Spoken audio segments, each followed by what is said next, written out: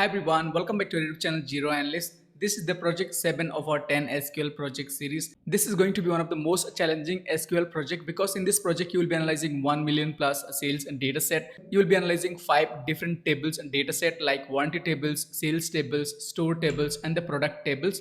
This project is based on Apple retail sales analysis and data set.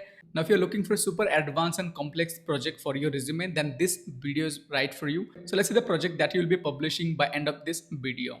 So this is how you'll be publishing your project in your GitHub repository, which is kind of nice Apple background and with a nice title, which is Apple Retail Sales SQL Project analyzing millions plus sales rows. Because you're going to analyze Apple's data set, which has more than 1 million plus rows and data. So let's see the project informations. So if you see the project overview, it says that this project is designed to showcase advanced SQL query technique through the analysis of 1 million rows of Apple retail's dataset. The dataset include information about product stores, sales, transactions, warranty claims across various Apple stores and their locations globally. So if you want to see the ERD, so this is how the ERD looks like. So we have one category table which connect with the product table. We have one sales table that connect with the stores table, and the sales table connect with the warranty table. So this is the entity relationship diagram of this project. Now in this project you will be doing a lot of things. You will be creating a database from scratch. So we have a store tables, we have a category table, product table, sales table and warranty table based on the data set.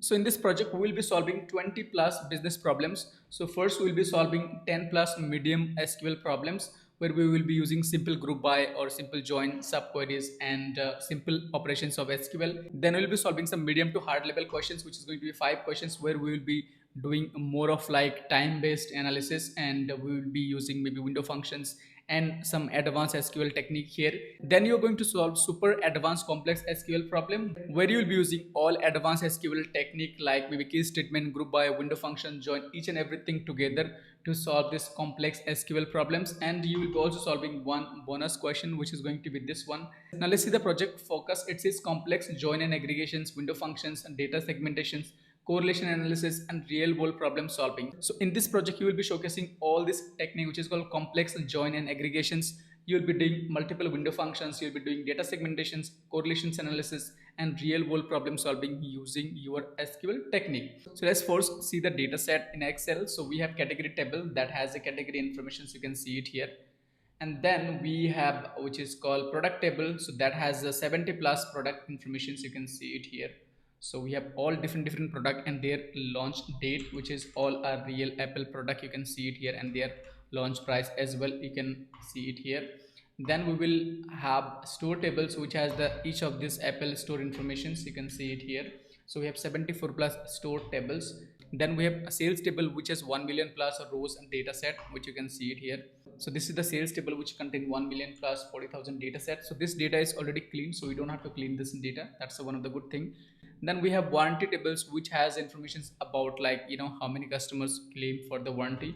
So this has informations of 30,000 claim informations for different product and their kind of status, you can see it here, which is repair status like replace, not replace, warranty point, whatever it is. So we have everything here. Okay, so let's first go ahead and launch our application, which is called PG Admin 4. Then we'll be creating the tables and import all this in data, and we will start analyzing the data set, and we will solve all those business problems, medium, advanced and the complex SQL problem.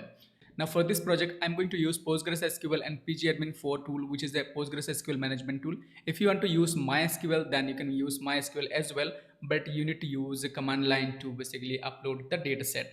So let's go ahead and launch our application, which is called PGAdmin 4. So I have already installed it. If in case you want to know how to install it, you can check my installations guide video from the video descriptions. So let's go ahead and create our first database. So first we need to create our database. Let me enter my password here.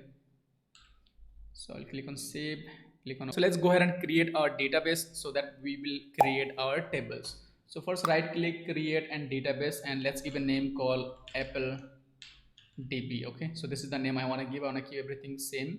So the database is created. Now what we will do is that we will go ahead and write SQL query to create a table. So for that I would just select my database, click this option which is called query tool, and here I am going to write this create commands to create all these tables for all this in data set. Now we have 5 tables.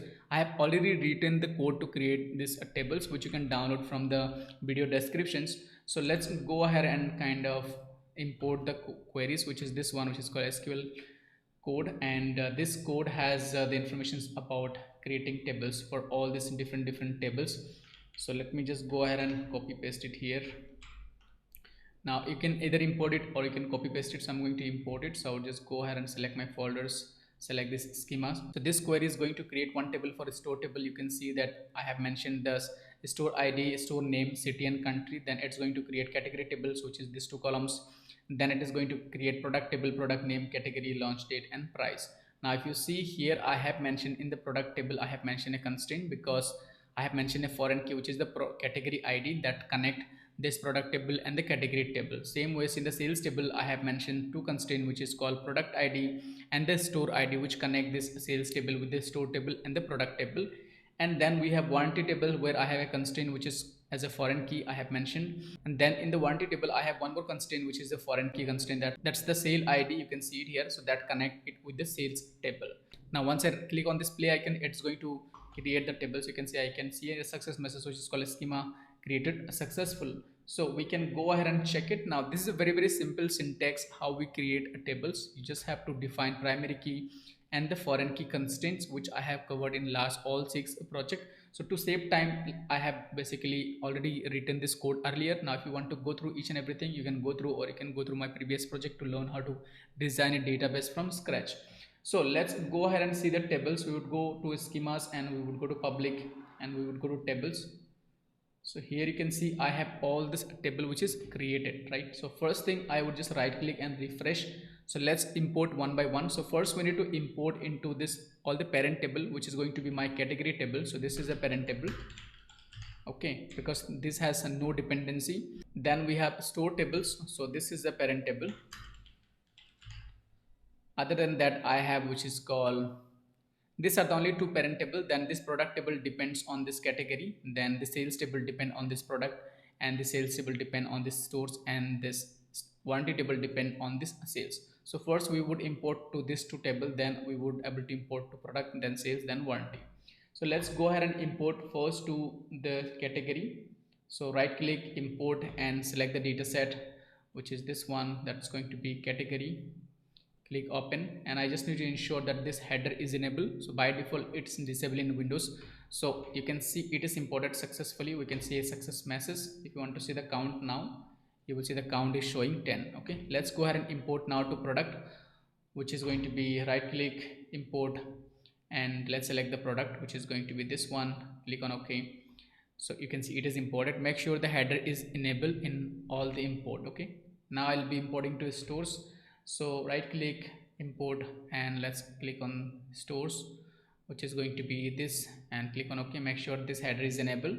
So store is also imported. You can verify it. So I'm getting two options, which is called process started and process completed in green background. If you get process failed, so you need to click on this view options to see what is the error. You will be able to see the error here. So based on that, you need to take your action. Okay, so that's fine. Now we have imported to stores, product, and category. I would now import to sales and warranty. Okay, so right click, import, and let's select the sales. So it's going to take some time because it has a large data set. So let's wait, and it's going to import it maybe in few seconds. I would get back.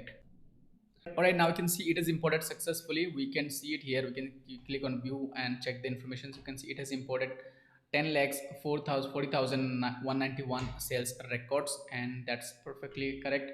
We would want to import to warranty. So let's select the warranty data sets. That's going to be this one. Open. Okay, so this data is already clean, so we don't have to do any cleaning.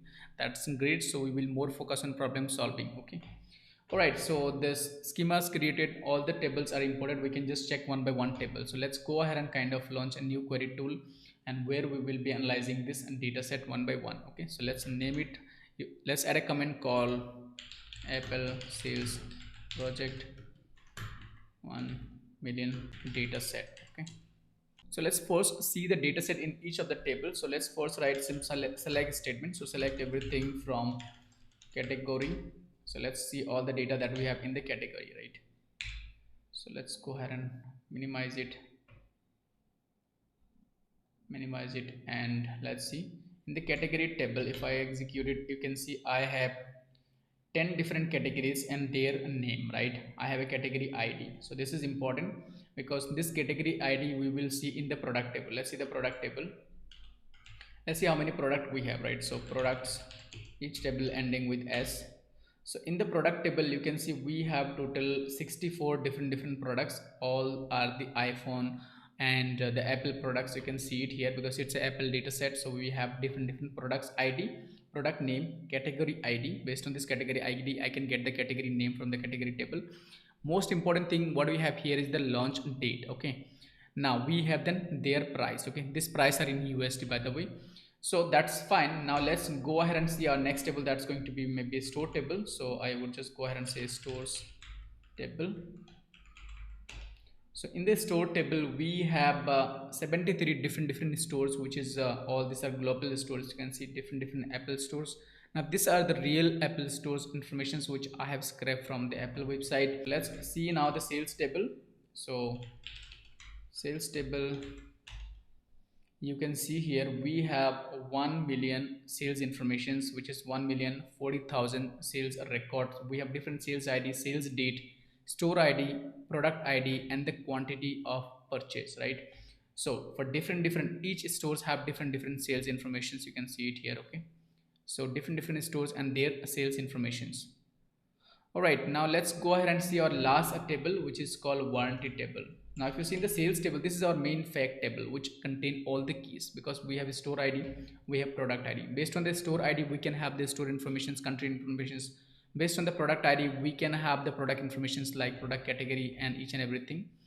And we have the warranty table that has basically more informations about the warranty claims and all those the repair status. So that has the claim ID, claim date, the sale ID, based on which we will be getting the information from the sales table, and it has something called a repair status. So we have a different repair status here in this repair status column. Now coming back to store tables, you see in the stores table we have store ID, we have store name, city, and the country, like where this store is located, right? Alright, so that's perfectly fine. Let's go ahead and see what are the different type of repair status we have in the warranty table. Okay, so this kind of seems interesting. So let's first see different type of repair status. So for that I would just go ahead and kind of write it maybe simple EDA, where I would just analyze the data set. So let's go ahead and say here select everything from warranty, but I want to see the distinct repair status. Okay, so that's going to give me, so we have three different type of repair status. Okay, so this is fine. Let's go ahead and see now some of the things, maybe what are the different type of categories we have, right? So we can go to category tables and we can check we have all this type of different categories. Okay, perfect.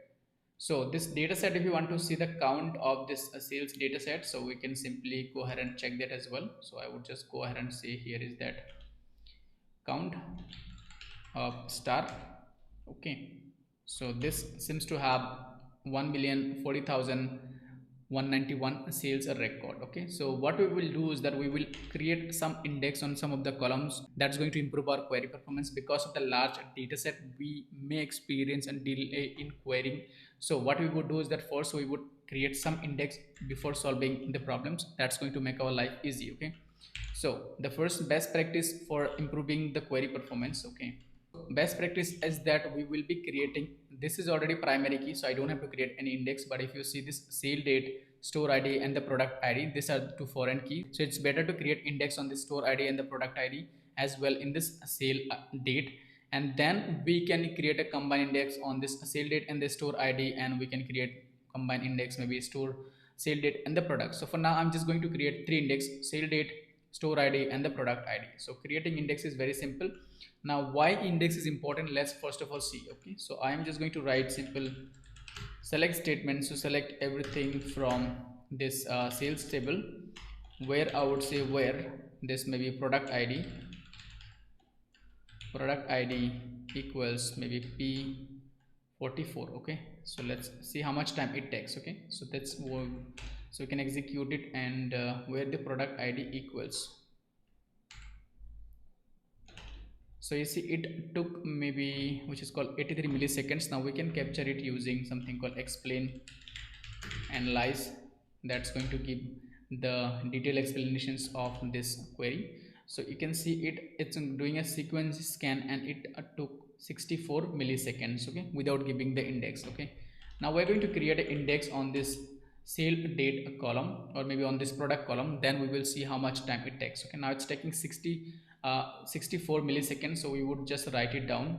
Okay, so it's called, which is called et, that's going to be 64 ms. Okay, and we can also write which is called pt, that's going to be 1.0.15 ms. Okay, so let's first create an index on this product id columns on this sales, and then we will see how much time this query takes. Okay, so we would just go ahead and say create index, and we would just need to give index name, so that's going to be sales product id on sales table, and I need to give the column name inside this parenthesis. This is going to create an index. You can see the index is created. Now we can just rerun this query to see the performance. Okay, now you see it took 10 milliseconds, that means from 63 milliseconds 64 millisecond, now it is taking 10 millisecond. Even if you run it again, you will see it, this time it took 4 millisecond. Okay, so now this query is going to return the results within, which is called 4 to 10 milliseconds, and you can see now it's doing a bitmap indexing because we have created an index. That's the reason it's not going through all this rows of dataset, which is 1 millions, but it is just going through the index. Now that's fine, let's create some more index, and we can also write this down as well. So the et now, which is called after index, it's kind of, which is called 5 to 10 ms, right? So it has improved by 600%, right? All right, that's fine. Let's go ahead and create index on other column, which is called store id. Okay, so let's go ahead and maybe see something in the store table before creating the index. So if you see in the store table, we can query the data based on any of the stores, maybe something like store id maybe 31. Okay, so we can go ahead and say store id, which is st31, and we would say store id. Okay, now we can just write this query, and you see it's doing a simple sequence scan. It took basically this time, which is 58 milliseconds without index. Okay, so let's write it down. So we would just mention this here, because we would mention this in our projects, right? What steps we have done and how we have analyzed the time, how we have improved the time. So 58 millisecond what it took for this et, which is execution time, and then 0.69 milliseconds, so 0.069. okay, which is the planning time. Now let's create an index on this column, which is called store id. Create index on this sale of store id, so column is store id. Okay, so let's create this index, and let's run this query again. Okay, now this time it took only 2 milliseconds, which is great improvement. Now you can see it is doing a bitmap index, and it took only 2 milliseconds. So that means here you can count the percentage of improvement happened because of this indexing. So it took 2 milliseconds, right? 2 ms. So that's kind of the benefit of creating index. Now one more index I would be creating on the date column. So let's go ahead and kind of create one more index on this, which is called date, sale date. Okay, sale date column. So that's also going to improve our query performance. So sale date index is also done. So all this index I'm going to put in one place, maybe somewhere here.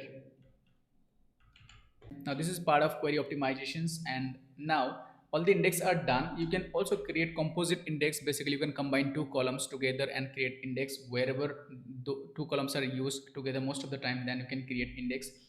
And the second way of improving query is going to be using the right join, which is maybe the left join, right join, whatever the join you feel it's correct, use that join and select the specific columns that only you need. Okay, so let's go ahead and kind of start solving our business problem now. So I would just write down maybe, now this is a really complex data set. Now all these problems based on my analysis, you can find a different set of problem based on your analysis on this data set, as this is a very large data set, so you may have a different types of problem. That's totally fine. So let's go ahead and copy one by one problem, and let's start solving each of this problem. Now we will need to refer this ERD most of the time to see relation between each of these tables to solve this problem. Okay, So let's start with the easy problem, which is going to be this easy 10 problem. So first let's solve this first one. Let's go ahead and kind of see the problem number 1, okay, which is the medium segment. So I would just write here medium problems, okay. So let's say the first question, which is find the number of stores in each country. Okay, so now we need to find out number of stores in each country. So if you see this country informations we have in this stores table.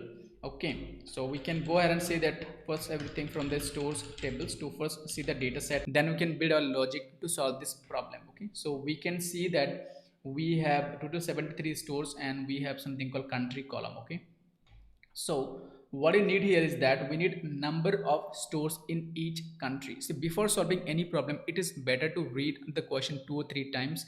Even if you are in the interview and you are given a question which you need to solve, so read the question 2 or 3 times. Now to solve that question, you can ask again multiple questions like about the data types, about the columns, till the time your doubts are not clear, right?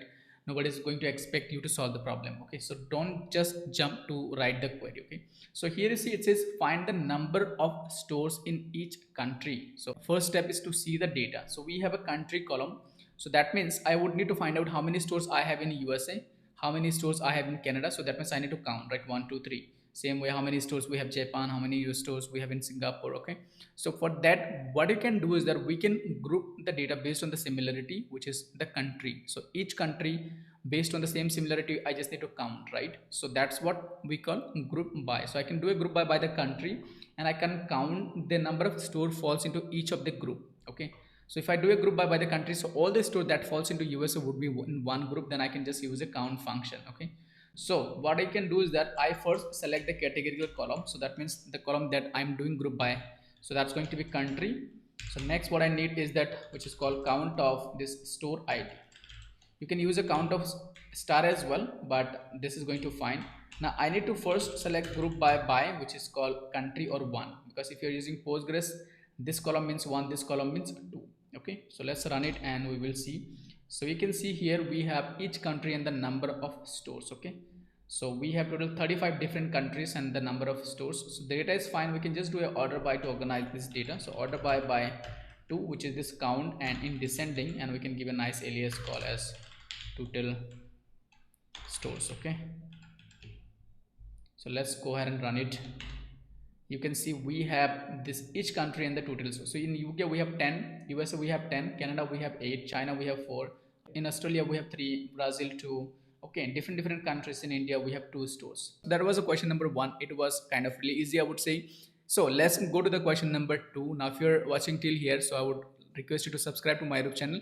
Do share your thought in the comment box. Okay, so let's see the question number 2. So the question number 2 says calculate the total number of unit sold by each store. So this time for each stores we need to find out the number of unit that is being sold. Now the sales informations are in the sales table and the stores informations are in this store table, right? So what you need to do is that we need to find out each stores and the unit that is being sold. That's going to be the quantity, which is here.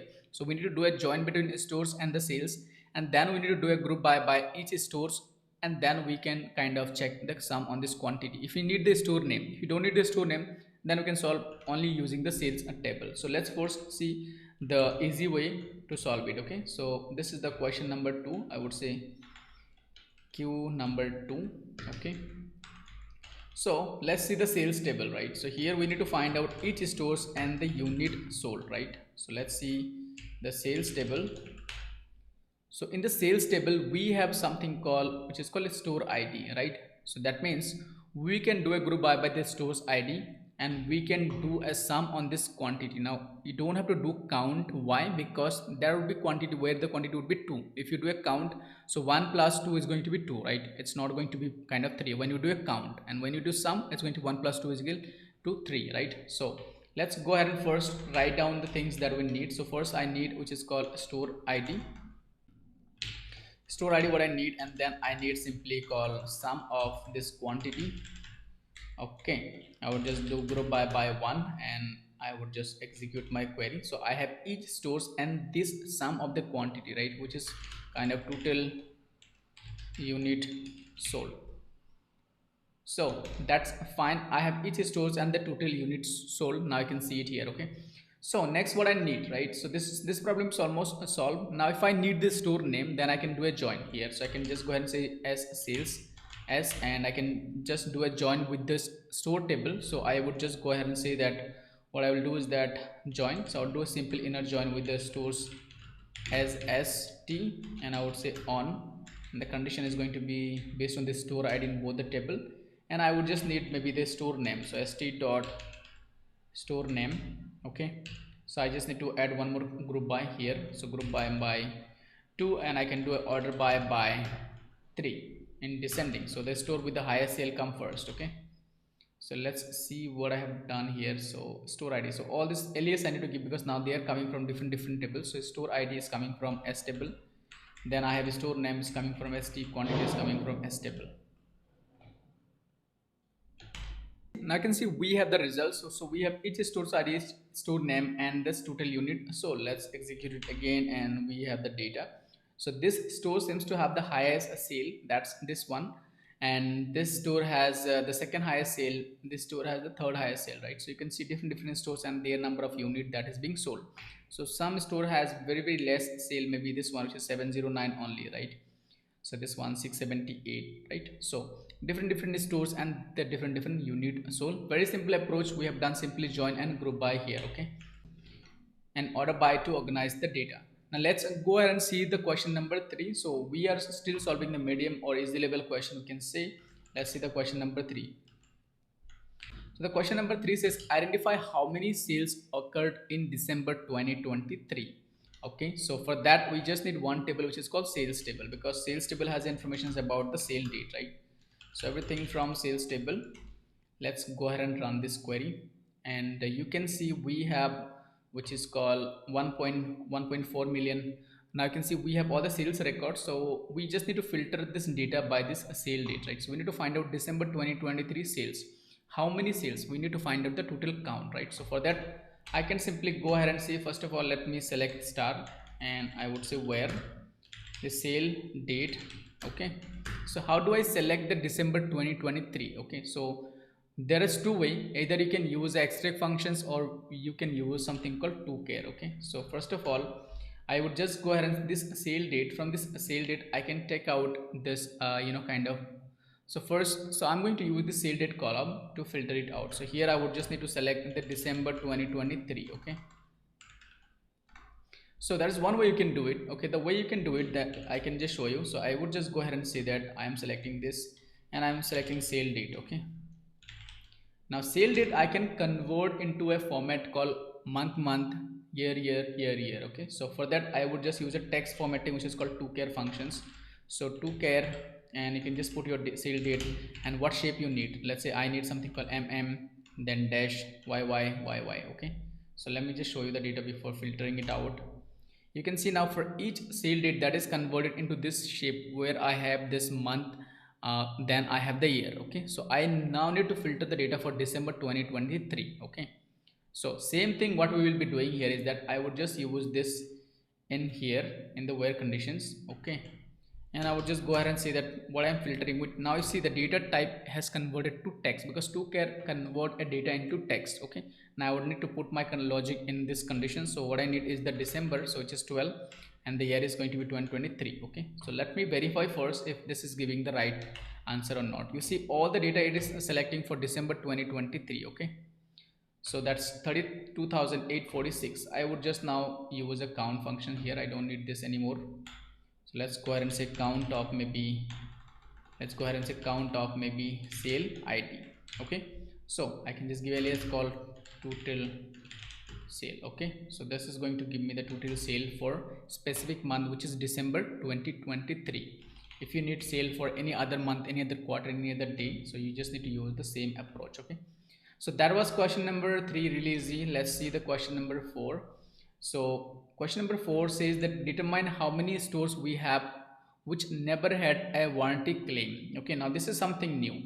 Okay, so we need to find out the stores which never has received any warranty claim. So that's kind of, for that we need to first check the warranty tables. In the warranty tables we have something called warranty ID, claim ID, claim date, sale date. Okay, so based on the sale date we can find out the sale information which is here, and then we will have the store ID. Now based on the stores ID, we can get the store information. So here we can do a join between this warranty, sales and the store, and then we can solve our problem. Okay, because we need to find out those stores which never has received any warranty claim. So that means they have sold some product, but that was not claim in the warranty. Okay, so let's go ahead and see that. So first let's copy the question which is called question number 4, and let's first do a join between all the tables. Now if you want to read the question, you can read it again. It says determine how many stores have never had a warranty claim. So we need to find out the count of the stores. Okay, so for that I would first use this table which is called the warranty tables, and I would say warranty, then I would just give it alias called W, and then I would just do a join. Now here something is interesting is that we need to find out the count of store which has never received any claim. So we can start with the store table, because the stores table or the sales table is the main table here. So we can just say the sales table for now, leave it for the store table. So sales as S, and then we can go ahead and say that what I need is that everything from the sales table. So left join, and we need basically everything from this the warranty table. So sales table, right join warranty, which is called warranty table SW. Okay, now the condition of this two table would be same, which is called sales, which is called S dot sale ID, S dot sale ID, which this one equals W dot sale ID. Okay, let's first see the data. Okay, select everything from both the table. Okay, perfect. You can see we have 30,000 data. So for 30,000 claim we have received so far, right? Now we have for each claim we have something. If you see now here, I have joined the sales and this warranty. Right now I have the store ID as well. So any store ID that is available in this data set. Okay, so these are not the store that we're looking for, correct? So that means what I can do is that I can go ahead and kind of see how many distinct stores we have here. Okay, distinct store ID. So we have total 15 stores. So only for 15 stores we have received a claim. Okay, that means rest of the stores has never done any claim. Now you can use a different approach here to solve this problem. We can simply go ahead and use something like this: select store ID, or maybe the stores information. Let's see the store information, select everything from stores. Okay, now we can use this store ID in what? We can use this store ID, this earlier store ID, in the where conditions to filter out the data. So you have 73 stores. So you can see if any store that exists from here, we don't need those stores. So for that I would just say where store ID not in, which is this query, right? So I can just put this query in this bracket, and let's just remove this, and let's just kind of put it somewhere here. Okay, so that's going to give me all those stores which has never received any claim. Okay, you can see that's 58. If you want to verify it, you can just check different countries and different cities and the different stores. So this store has never received any claim. Okay, so now what I can do is that we need the count. So you can just go ahead and say count of star, and that's going to kind of return the result, which is 58. Okay, so that is how we have solved question number 4. Now this question you can solve using different approach.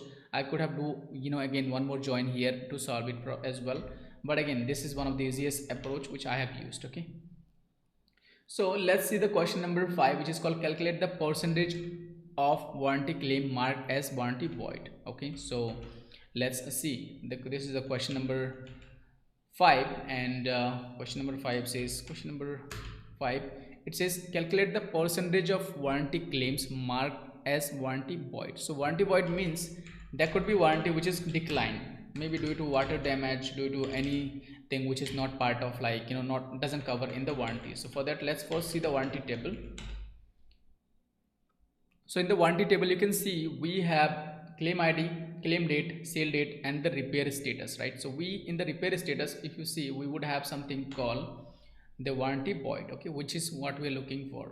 So let's see, I cannot see this way, but I can just use a distinct, which I have shown you again. earlier listing repair status. Okay, so we have something called warranty void, which is this one. Okay, so it says calculate the percentage of warranty claim marked as void. So we need to find out the percentage. So to find out the percentage, that's going to be kind of the number of claim that as warranty void divided by the total claim, okay, times 100. That's going to give us the percentage. So let's see how we can solve it, right? So first of all, we can simply go ahead and say that select everything from this warranty table. So that's kind of gives us everything. You can see it here. Okay, 30,000 warranty. Now I need only basically those claim where this warranty status as void, right? So for that I would just go ahead and say where, and repair status equals, what I'm looking for is the warranty, right? Warranty void. Okay, let's see how many records we have. Let's select the whole query. So where, double where I have mentioned here. So let's see now. So we have total 7,143 claims where the warranty is void, and total claim is out of 30,000. Okay, so this logic what we will be using here to solve this problem. Okay, so let's go ahead and how we can get it. So first I need to find out the count. So I would say count of maybe the claim ID. Okay, so that returns me the total number of claims where warranty status as void. Right now I would need to get here the total number of claims. Okay, so that's going to something count of maybe star or claim ID from this warranty. Okay, so this returns me the total claim, which is 30,000. Okay, so this I can use as a subquery here, or I can put this number. Okay, that's fine. If I now run it, I have the result as 0. The problem is that here you are getting a number conversion error, because you are kind of getting this number which is driving by kind of doing some calculations, then you're dividing it here, so you're getting a divisions error. To solve it, what you just need to do is that you need to something called typecasting here, which is called numeric. That's for Postgres, and for MySQL you just need to use simple typecast. Okay, so numeric, that's going to convert the data.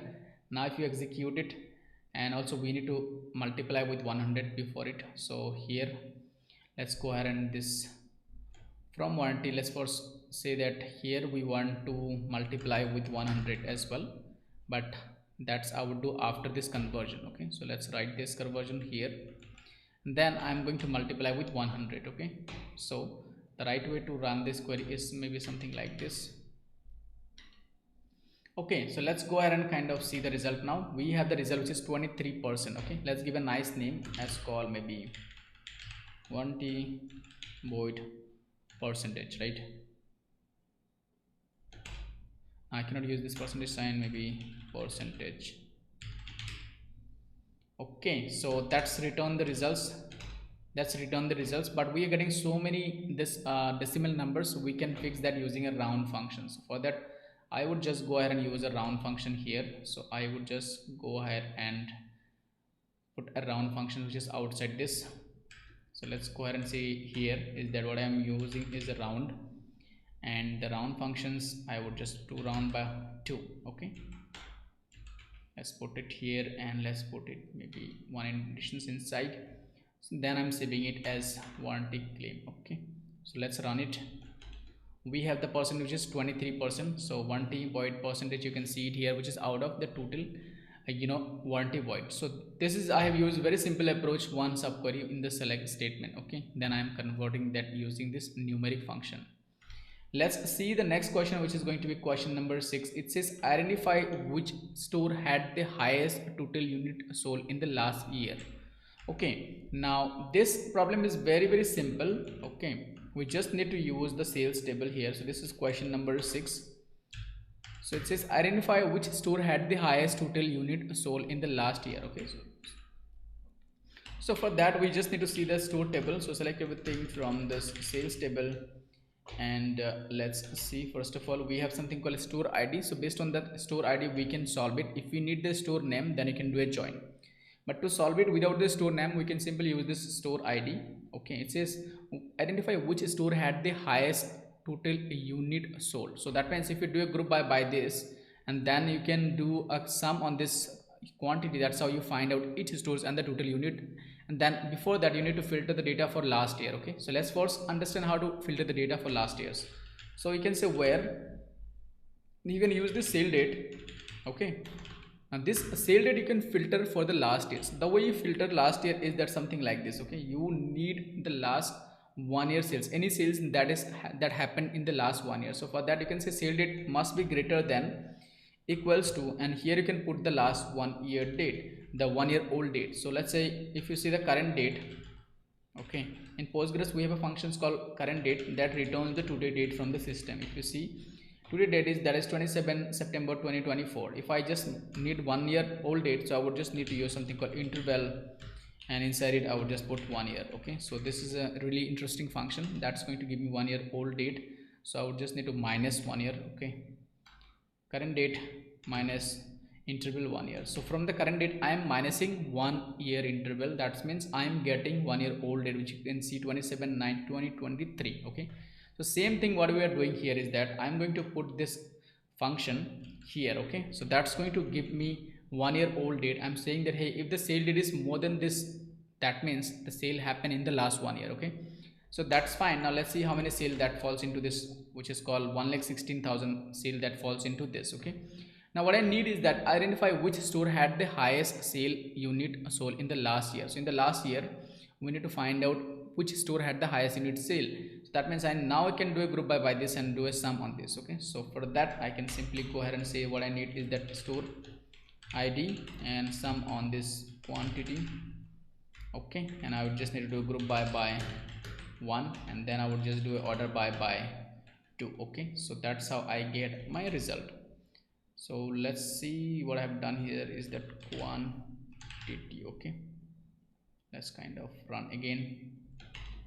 Okay, so this store seems to be had done the highest sale. Now due to some reason I have not mentioned here DSC, so that's the reason I did not see. Okay, so this store has done the highest sale. That's, you can see, store 53 and 15728. This is the second highest, third highest, fourth highest, and so on, right? So these are the 5 store which has done really great. Okay, but we only need 1, so I can just use the limit 1. Okay, so now if I need the store name, very simple, I just need to do a join, and then you can get the store name. You just need to use this all the alias name as well. Okay, when you do a join, so if you want to see, I can just say that as, and I would just do a join as stores as st, and I would say on as dot, which is called store id equals st dot store id, and here I would just say s. Okay, and this is coming from s, and I would just need 1 2, which is called st dot store name. Okay, and I would just need to add one more conditions in the group by, which is 1 and 2, because I have 2 category column. First do group by store id, then group by the name, so that for each store and the name I can see the total quantity sold. Here the order by would change to 3, and the limit is going to be 1 still. Let's see, now we can see that's Delhi. So Delhi has the highest sale, which is 15,728. Okay, all right, so that's fine. Now let's go ahead and see the question number 7. So the question number 7 is count the number of unique products sold in the last year. So again, very simple. Here I would just need to use the same approach, but a little different here. So question number 7 says count the number of unique products sold in the last year. Okay, so first let's see the data. Select everything from sales. Let's select the data. So, and we will see the last year data first of all. Okay, so you can see we are getting the data, which is all the sales, which is here 1 million sales record. We need the last year data, so we can use the same logic here. We can say where the sale date must be greater than equals to what, this interval, which is called this current date minus 1 year. Okay, that's going to give me any sale that happened within last 1 year. Okay, if you see it here, now I have 2024 sales, 2023 sales, and all the sales that happened in the last 1 year. Okay, you can check. Okay, so because I have used this interval. Okay, so that's fine. Now we can see we have 1,16,000 sale, which is happened in the last 1 year. So count the number of sales, unique sale, number of unique sale what you need, and all the sales are unique sale only. If you need the unique, okay, sorry, we need the unique product. Okay, so for that we can use a unique on this product ID. So we can go ahead and say that unique product what I want to know. So unique product ID. Okay, and we would just execute it, then we will do the count later on. So let's go and run it again. Okay, it should be not unique, it's distinct. Okay, so distinct product ID. So you can see we have 50 product that sold in the last 1 year. If you need their name again, you need to do the same thing, but this time we would join with the product table if you need, but we just need the count. So I would just use the count functions outside. That's going to return me kind of the count of the product that sold in last 1 year. Okay, that's kind of really easy. Let's go ahead and see the question number 8 now. So the question number 8 says find the average price of the product in each category. Okay, so this is again very simple. I would say question number 8, and this time we need to find out the average price of each category. Now if you see in the category table, we have the category informations. Okay, which is in here, that's in the category table. Product information, so we have it here. In the sales table, we have the sales information. Now we need to find out each category and this price, average price. Okay, so that means we just need to do a join between these two tables, or you can use simply the product table as well to do the same thing. First we will solve using the product table. We just need to do a group by the category ID, and in the price we just need to do an average, and that's it. So let's first go ahead and see the product table. Select everything from products, and we have the data. So we just need to do a group by the category. So for each category we can see the average of price. Okay, so let's go ahead and see now. So what I need is that category ID, and I would just need abg functions on what, which is called price, and I would just name it called as abg price. So I just need to do a group by because I wanted to find out each category and their average price. So we have total 10 categories, and you can see different categories and their average price. This category seems to have the highest average price. Sorry, this one. Okay, then second this one. We can see the category name as well. So for that we can just do a join product as P, and we can do a join with the category SC. Okay, and the condition is going to be P dot, which is called category ID equals C dot category ID, and here I would just say that this category, and I would say it's coming from, which is called maybe P, and this price is coming from, which is called P, and here I would say that C dot category name. Okay, comma. So I would just need to add one more, which is in the group by. I sorted the data by 3 descending. Okay, so that's going to give us each category and their average price. Okay, so this is the laptop category that has the average price, because again laptops are expensive, right? Desktop, then second, which is like Mac, iMac, then smartphone, then tablet, then wearable, audio, streamlined device, subscriptions, smart speaker, and the accessories. Okay, so accessories seems to have the least, again because the price of the accessories are very less, right? All right, so that was the question number 8. Let's see the now question number 9. Now the question number 9 says how many warranty claim were filled in 2020. Okay, so for that let's go ahead and see the question number. It says question number 9, and we need to find out how many claims were filled in 2020. Okay, so very simple one. We just need to use a group, the where condition filtering here, and in the warranty table. Okay, so let's go ahead and see the data. First of all, in the warranty table, what do you have? So it seems we have the data 30,000 total claims. So we just need to filter the data for 2020. Okay, for that you can just say where, and you can say claim date. Okay, in the claim date we will just use extract functions. Now if you want to see how this extract function works, let me just show you here. So let's say I have something called claim date, and from this claim date I can take out the year. Okay, for that I would just use something called extract year from claim date. If you need month, you just need to say extract month from the claim date. So for, let me just show you this data. You can see this year is extracted from this, right? Okay, so we just need to find out all the claim that were done in 2020. Okay, so that is what I am going to use it here. So I would say where this equals 2020. Okay, now if you want to verify it, you will see all the data of 2020 now showing here, which is here, because here, see, from here I'm just extracting that year only, and then I'm comparing it to equals 2020, because this extract and number, you can see the data type is number, and then I can compare with another number which is 2020, and if you see the count, that's 2750. So what I need is the count. So I would just go ahead and say that count of claim as warranty claim. Okay, so that's warranty claim for 2020, and that's 2750. Okay, So that's fine. Let's see the question number 10, and we can go ahead and see the question number 10 here.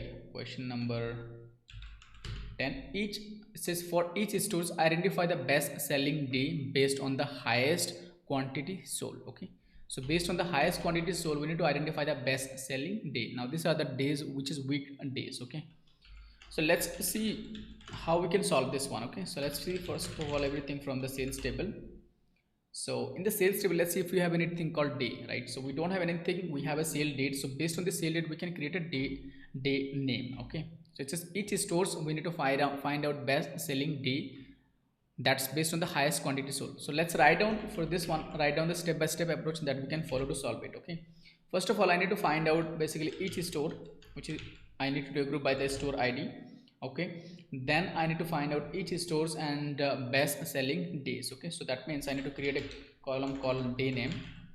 So days are like Sunday, Monday, Tuesday, like this way. Okay, and then I would need to find out something called sum of quantity. So I need to do a group by the stores ID and the day name. Okay, so that's going to give me each stores, each day, and the sum of the quantity sold, right? Because I am doing sum, because there could be quantity 2 unit, there could be quantity 1 unit. Okay, and then I can simply filter the data. Okay, so let's first of all see, and let's see how we can solve it. Okay, to filter it, I need to use a window functions called maybe dense rank or rank. Okay, as we need only one day, so we can use some dense rank as well, because for each stores I would need one day that has the highest unit sold. So let's first of all see how we can create a day name. So let's say I can use this column which is called sale date, and functions called toChar, which we have seen earlier. So I can say that toChar, and this convert this date into something called d, which is called day.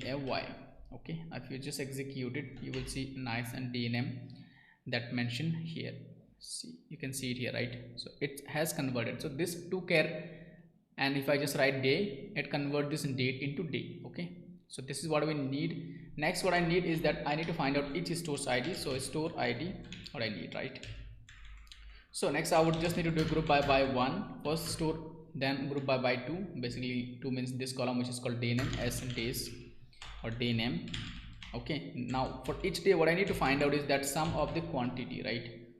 Quantity. Okay, so this is what I need to find out as total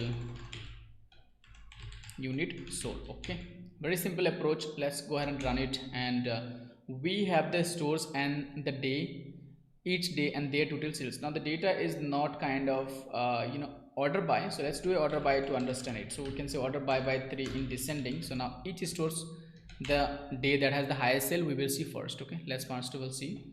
So that seems to be store ID 5, and only have this records. Now still the data is not ordered by, so we first need to do order by the stores ID, and then we will do a order by this unit sold. Okay, so 1 and then unit sold. Let's see now.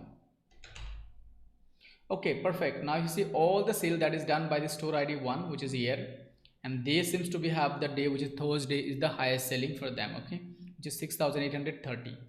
Stores ID 10, that seems to be Sunday. You can see this Sunday has the highest sale. Stores ID 11, that's again Sunday. Store ID 12, that's Sunday. Okay, stores ID 13, that's Monday. Store ID 14, that's Thursday. Okay, so what I need is that basically for each stores I need the first record, because the first record is the highest, right? This unit is highest. Okay, so for that we can use only possible way to select this is that we can use the window functions rank here, and we can, based on each stores we can give the rank. So the day that has the highest sale, that will get rank 1, then we can use that rank to filter the data. Okay, so I would just use a rank function here because I only need one day, so I would just use the rank here. Okay, so rank, the syntax is very simple. You say rank over, and here we need to do a partitions by store ID. So partition by store ID, because for each store we need the data, right? For each store we need each day and their total sale, right? So based on this partitioning, what will happen is that for each store it is going to give a different ranking which we need based on each day and their ranking, right? So the day that has the highest sale, that will get rank 1. That's the reason we're doing a partition here. So this is called local ranking, which we will do.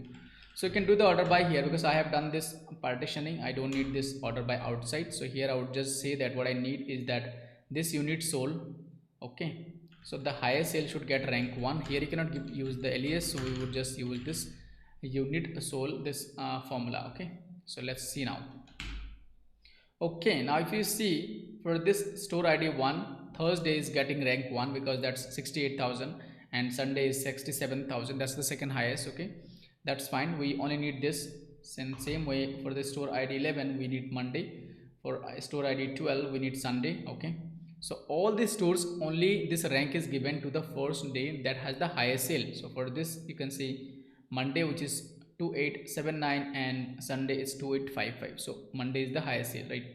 So that's what we need. Now we can just filter the data by saying I need everything where the rank is 1. Okay, so for that you cannot use directly this column to filter the data, as this is not actual column. So we can save this data in a CTE, and then we can use that to filter the data. So to save it, you just need to say something like this. Inside this parenthesis, give a table name called T1, and here I can go ahead and select everything from this T1 table. So select everything from this below table. Okay, so let's go ahead and now filter the data. So to filter it, let's just organize this data first of all. Okay, now this T1 table has all this information, which is this, right? Then I can use this rank to filter it. So I would say where rank equals 1, because I need the one day that has the highest sale for each stores. So now I have each stores and the day that has the highest sale. You can see it here. Alright, so that is how we have selected the data. Now if you need kind of this store name as well, then you can join this table with the store table, and then based on the store ID you can get the store name. Okay, so that was the question number 10. Let's see now the medium level question, medium to the hard level question. Then we will see the complex interview question. Let's first see the first question in the medium to hard level. So that's going to be this one, which is called identify the least selling product in each country for each year based on the total unit sold. Okay, so here the question seems like identify the least selling product in each country. In each country, one product that has the least sale for each year. Okay, based on the total unit sold. Now this kind of similar what we have done earlier, but little complicated here because we need the country and the sale. So if you want to understand the ERD, so we can go back ERD and we see the country we can find in this store table, which is this one country, and the sale informations we can find in the sale table. So we can do a join between these two tables to solve this problem. Okay, now we need each country. So first we do group by the country, and then we need each country. Let's see, we need each country, and we need the product that has the least sale. Okay, so the product, we can use this product ID only. If you need the product name, then we can join with the product table. Then we can do first country, then group by the product ID, and then we can see the total sum, and we will order by in ascending by this total sum. So that is what we will be doing. Very simple approach we'll be using. So first let's do a join between all these tables. So I would just go ahead and say that I need everything from the sales table as S, and I would do a join with the stores as ST, and I would say on conditions, which is going to be S dot store ID equals, which is called ST dot store ID. Okay, I would also do a join with the product table because I would also use the product name as well. So I would say one more join with the products SP, and I would say that S dot product ID, because all this table has the product ID column, this sales and this product table, P dot product ID. Let's see everything. Once this join is done, I would be able to select everything from both the table, and then I would just select the column that I need. Okay, so I did some mistake. Let's check. So select everything from sales as join store as ST on S dot store ID, ST dot store ID. Fine. Then I'm doing one more join product SP, and I'm saying here, all right, let's go ahead and now run it, and we should have the results, which is for everything together. Okay, now what I need is that I would just go ahead and select it, whatever the columns I need, right? So I need each country, each product, and their total sale. That's what I need to solve this problem. So I have the country as well. Here you can see this is the country column.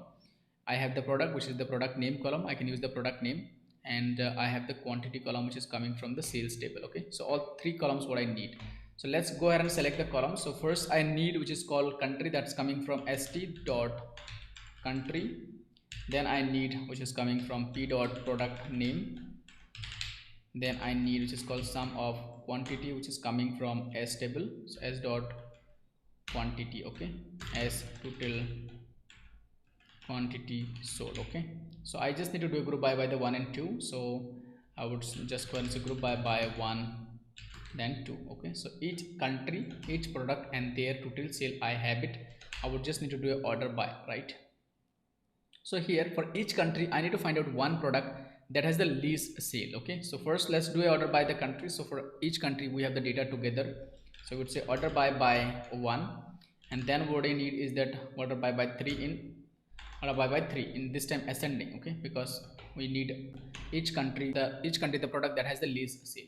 Now I can see for Argentina, this is the product which is iPhone 13 mini that has the least sale, that's only 40 units. Let's see the next country, that is possibly, that's Australia. For Australia we have this iPhone 12 mini. Okay, now then we can see the next country, that's going to be, which is Bolivia, that's again iPhone 13 mini. So it seems like the iPhone 13 mini is the least sale product, which is actually true. That's the reason Apple discontinued this mini series. For Brazil it's 12 Pro Max. Okay, let's see, maybe for Canada it's Mac mini. Okay, so interesting thing is that you can see each country has a different product that has the least selling, right?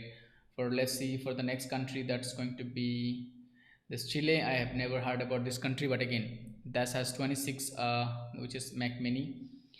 And we have China. So let's see for China what we have, which is called, so China we have this product, that iPad 4th generations 135. Okay, so what I can do is that now I can use a window function this time to give a ranking based on each country, and I give the ranking on this, the first column get rank 1, this where I will do the order by in ascending this time. Okay, so same approach I'm going to use here. So I would just go ahead and say that rank this time, and I would say over, and I'm going to say here is that partition, because now each country should have their own ranking. So partition by what? Partition by country, which is coming from st table. So it's called a stored table. Okay, that's fine, and I would just give the ranking based on this, which is called quantity sold. So order by ascending, so I don't have to mention, so order by ascending, and I would just go ahead and say as rank. Okay, so let's kind of run it. You will see that it's going to give the ranking. We don't need this order by anymore, so let's go ahead and select it. You see now it has given the ranking. So this country, this product has the least selling. For the second one, maybe this country, this product has the least selling. Okay, so I can now this time filter again using this rank equals 1. So for that I can use subquery or I can use a CTE. So let's this time use a CTE here. Okay, so we would say with, and we would just go ahead and say product rank. Okay, S. So the syntax is very simple. You just need to start with the with, and then you can simply give the city name, and you need to use S, and inside this S you need to store this table without closing it. Okay, so that's fine. Now for subquery, usually you select here. For city you will be selecting here from this table. So this query is going to be executed first. It's going to create a table that's going to store in this product table, and then from the product table we select whatever we need. So let's say we select everything for now. So I would say everything from this product rank table, and I can use a filter where I would say where this rank equals 1, because this product rank table has a column called rank, and I'm using that column to filter out. Okay, so we have 36 different combinations, and each country we have one product that has the least selling product. Okay, now that's what we needed, and we have the solutions you can see here. Okay, all right, that's perfect. Let's go ahead and see our next problem, which is going to be the question number maybe 11 or 12, question number 12. So this was still question number 11. So the question number 12 says calculate the how many warranty claim were filled within 180 days of product sale. Okay, but this is little interesting. We need to find out how many warranty claim were filled within 180 days of product sale. Now if you see the ERD, so we have the product sale information in the sale table, which has a sale date, and in the warranty table we have something called claim date. Okay, now we need to find out how many products, how many claim were received where this sale date is within 180 days. Let's say the product got sold today, and after 2 days I'm going to basically submit a claim because my phone has some issues or my Apple product has some issues. So that is going to what I need to know, right? That's what we need to count. Okay, so first of all I need to do a join between the sales and warranty to solve this problem. So let's go ahead and first of all again read the questions again. It says calculate how many warranty claims were filled or received within 180 days of product sale. Okay, so let's go ahead and say everything from warranty this time. Okay, because I need everything from warranty. So from warranty, so we have total 30,000 records, we can see it here. Okay, now the interesting thing is that we will do a left join here because we need everything from the warranty table. We don't care about like 1 million sales that we have in the sales table, because that's going to make our query slow, right? We would need everything. We only want to know the data that we have in the warranty table, all the claims. Out of them, how many claims were received within 180 days of purchase date. Now the problem is that here we don't have a purchase date. If you see, we do not have a sale date here, right? But if you do a join, you can get the sale date. Then we can compare between the warranty date and the sale date. Okay, so that's what we will do. So I'm going to say here as that as W. Now deciding the right join is very important, because that's where you write the correct queries, right? Otherwise it's going to take a lot of time.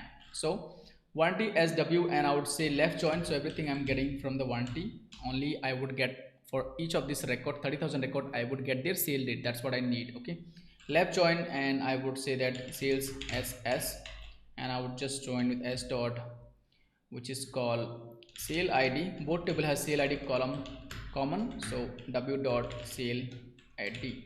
Okay, now what I need is that I would simply go ahead and select everything what I need. Maybe I would just select everything from warranty. So I missed on conditions here, and I'm going to say star of W. So basically W of star. Okay, they should return everything from the warranty tables. You can see it here. I have everything from the warranty table. Now what I need is that other than that I would need something called sale date, right? So S dot sale date. Okay, so if I now execute it, I would have the sale date as well. Okay, perfect. So I have the claim date, I have the sale date. Now I just need to find the difference between this claim date and the sale date. If the difference is within 180 days, that means that's what we need to count. Okay, so for that, what I can do is that I can use in this where conditions, I can go ahead and say where, and let's find out the difference. How do you find the difference? So we would go ahead and say where.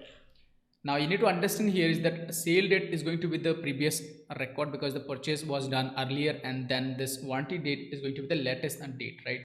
Claim date, claim receipt date, basically claim date minus which is called sale date, right? Sale date. Now the difference between them, I would need something called within 180 days. You can say within 180 days. So the warranty date would be the latest one, and this would be the old one. I would just need to say this must be greater than less than equals to 180 days. Okay, so that is how I kind of do a filter. You can also use interval here as well. Okay, so you can see that's 19,907 product. Even if you want to see the difference here, I can just print this here to see is it actually 180 days or what is the difference. Okay, so let's see. You see the first claim is seems 160 within 160 days, 150 days, 150, 78, 67, 15 days, even 59 days, 33 days. Okay, different difference, you can see it here. Okay, all right, so now we just need to count, right? We just need to count, which is 19,000. So you can simply go ahead and count it. So everything, what's a count of everything, and that's going to give us the count, which is 19,907, which number of the claim we have received within 180 days. Okay, that's perfectly fine. Let's go ahead and see the question number 13 now. So from the medium to hard, the question number 13 says, and determine how many warranty claims were filled for the products launched in the last 2 years. Okay, so same way, this time we just need to kind of change this conditions, which is where conditions.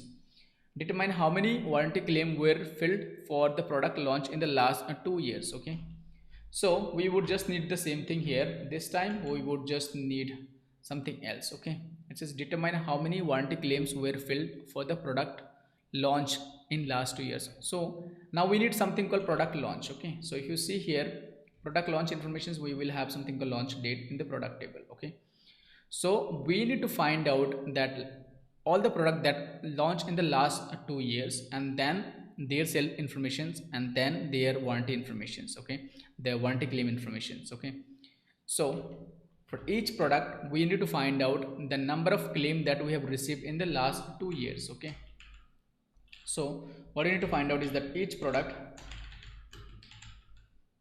we need to find out the number of claim. Okay, we can also return number of sale. Okay, one condition that each product must be launched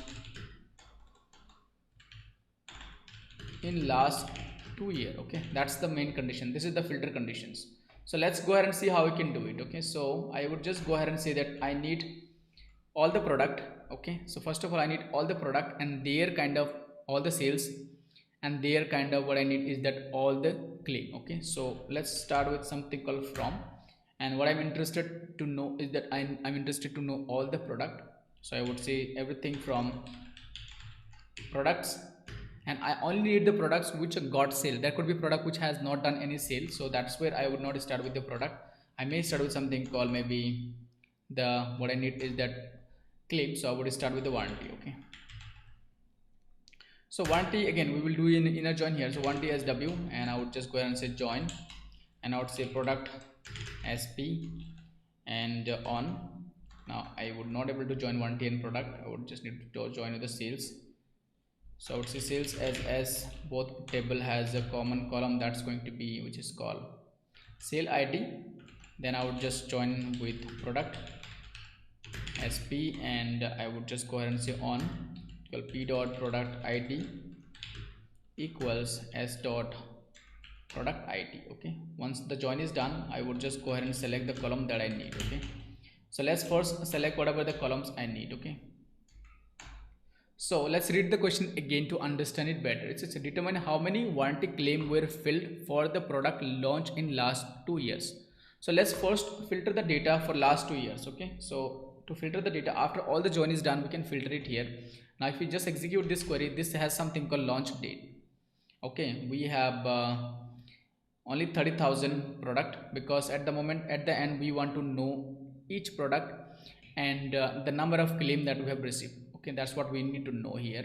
So we have done inner join, so we need everything that is there in the warranty tables. Okay, for all this product, all this claim, we need to find out all this product and their launch date. If this launch date is last 2 years, we only want to keep those records.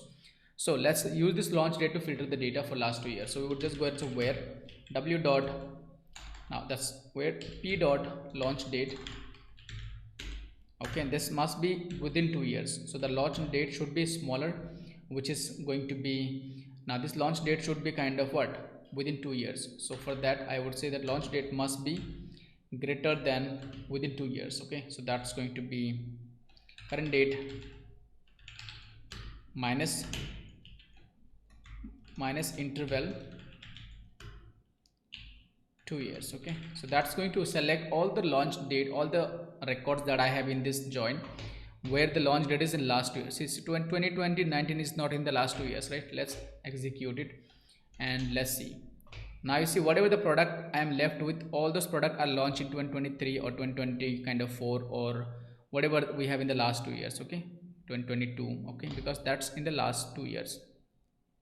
Now what I need to find out is that we need to find out how many warranty claim were filled for each product launch in last 2 years. So I would just need to do a group by here. So group by the product name, which I am getting from the product table. So product name.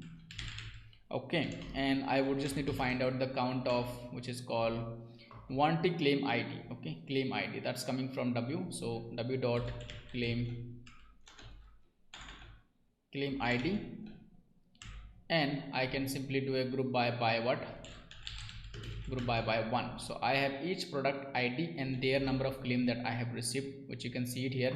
Only this 5 product was launched in last 2 years, which is iPhone 15, 15 Pro, 15 Pro Max, iPad Pro and iPad 10 generations. Okay, and here is their kind of number of claims that I have received, so I can just say as number of claim. Now let's make it a little interesting, because I mentioned something called I need number of sale. Now to get number of sale, if I just do kind of which is called count of sale ID, which is coming from S table, so that's going to only give me this count, which is called same count. Okay, let's see. You see I'm getting same count. The problem is that I have done the inner join, so only the only the product which are in the warranty, only the sale which are in the claim, that's only are included. If that sale is not in the warranty, that's not included. So for that, what we will do is that we need to change this join. Okay, so here I would say that I need everything from the sales, and I only need, for all the sale id, I need the information from the warranty. So that means I would just need to do a right join here.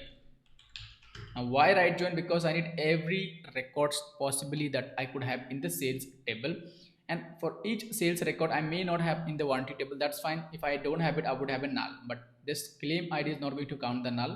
So that's where I would be getting all the correct sales records. If you see now here, I paid, the sales record was 26,000. iPad Pro 26,000. iPad Pro 13,000. Okay, now here something is interesting. You can see there is no claim for this product. Okay, so we may want to ignore this one here. iPhone 15, so this is the claim, which is 21,000 sale, which is great. iPhone 15 Pro 21,000 sale, 290 claims, and iPhone 15 Pro Max 320 claim out of 21,600 sale. Now this product has received no claim, so it's better to ignore it. So the way we ignore it before doing the group buy, so I can go ahead and say here is that what I need is that if the product, if this claim count is null, I don't want to see that. Okay, so I can go ahead and say that here, if not, if I would simply use after this where I would say and to make sure the second condition is also true, and I would just go ahead and say if this count. Now I would just need to filter by this, which is called sale count, right? So again, the problem is that you cannot directly use this column here to filter it, but we can say this way, that if this sale ID, okay, now again you cannot filter it here. So for that we can save this data in a subquery, and then we can filter it over there. Okay, so let's kind of go ahead, we can use a having here. Okay, we can just go ahead and say having, and this count, this which is called this count of claim, okay, must be greater than 0. Okay, must be greater than 0. So that's how it's going to filter that. Where we have the claim is 0, it's not going to select it. Okay, so you can see that the claim must be at least one claim. Okay, because we wanted to know how many claim we receive for each product that is launched in the last 2 years. I have just added that number of sales as well, so that's the reason I need to change this join here. All right, so that was the question number 12. Let's see next question, which is going to be question number, I guess, 13. So that was the question number 13. Let's see the question number 14. So that was question number 13. Let's see the previous question, that was 12. Yeah, let's see the question number 14 now. Okay, we are moving to little complicated question. So it says list the month in the last 3 years where sales exceeded 5,000 unit in the USA. Okay, so first we need to understand this question. Okay, which is list the month in the last 3 years where the sales exceeded 5,000 unit in USA. So basically we need to find out all the possible month and their sale for each of the month, and we need to find out wherever this month total sale exceeded 5,000, we need those, but we need only for the USA, not for all the sales. Okay, so everything we will need to do with the sales table. So let's first go ahead and see whatever we have in the sales table.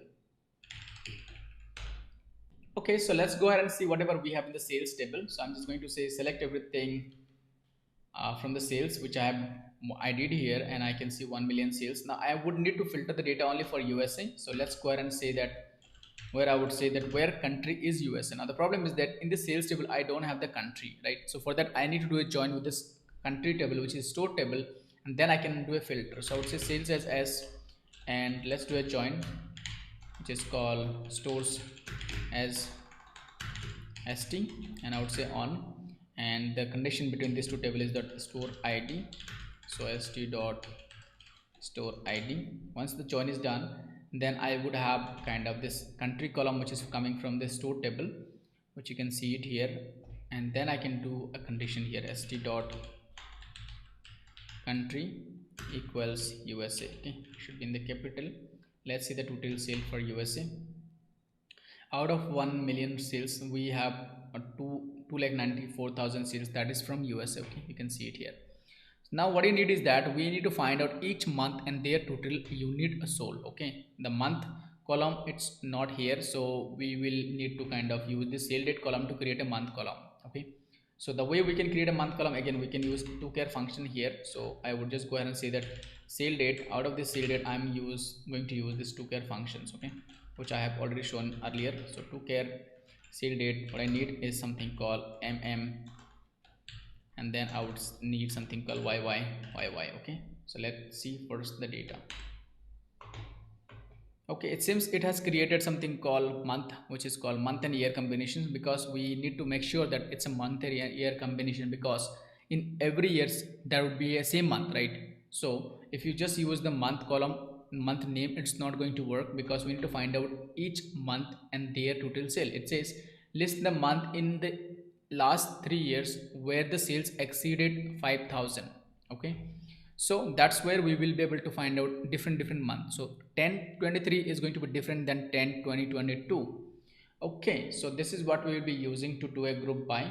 So this column I am going to save it as a month, and what I need is that sum of this quantity which is coming from S table, which is sales table, quantity, okay, as total unit sold. Okay, so let's go ahead and do a group by. First of all, say group by 1, so that I can have each stores and their unit sold. Okay, you can see it here, each stores, I mean each month and their unit sold for the US, of course. Okay, now next what I need, right, we need to find out, list the month in the year where the sales exceeded 5,000. Okay, we only need those month and their sales record if the sales unit is more than 5,000. So like this one, not this one, okay, maybe this one. So for that I can use the having conditions on this column. You cannot use the alias, so you can go ahead and say having, because we will need to filter the data based on this aggregated values. Okay, so it's having this count of this sum of this quantity sale must be greater than 5,000. so let's go ahead and execute it. You see we have total 32 month from the last 5 years. Now again we need to select the last 5 years. I have not selected last 3 years, I guess. And so last 3 years data we need to filter out. So we have at the moment 32, so let's go ahead and that is filter out the data for last 3 years. We don't want to see maybe 2019. Okay, so the way you filter out last 3 years, you can use a where condition here. After the country USA, then we can say end. We need to make sure that there is a two condition that this the data must fulfill. So we would just use now again this s dot sale date. This must be greater than equals to last 3 years. Now how do you get last 3 years? Again the current date minus interval 3 years. Okay, so it has to be year, not years. Okay, all right, perfect. Now if you see I only have 9 combinations, so all these data are for last 3 years where the sale has crossed, which is 5,000. all right, so this is where we have solved this question number 14. Let's see the question number 15, and then we will be moving to which is the complex queries, and we will solve those problems. So question number 15 says that identify the product category with the most warranty claim filled in the last 2 years. Okay, so here I would need to identify the product category that has the most warranty claim in the last 2 years. Okay, now there's a problem. Okay, the problem is that for this question, you see the category we have in the category table, and then we have the product in the product table, and then we have the sales in the sales table, and the warranty in the warranty table. Okay, so the task is that we need to find out each category name, and then we need to find out the number of claims that were filled or received for those different categories in the last 2 years. Okay, so let's do join between all these 4 tables. Now we can achieve this result by just doing join in these 3 tables, but just to make it interesting I am doing join with the category because I need the category name as well. Okay, so let's go ahead and write question number 15.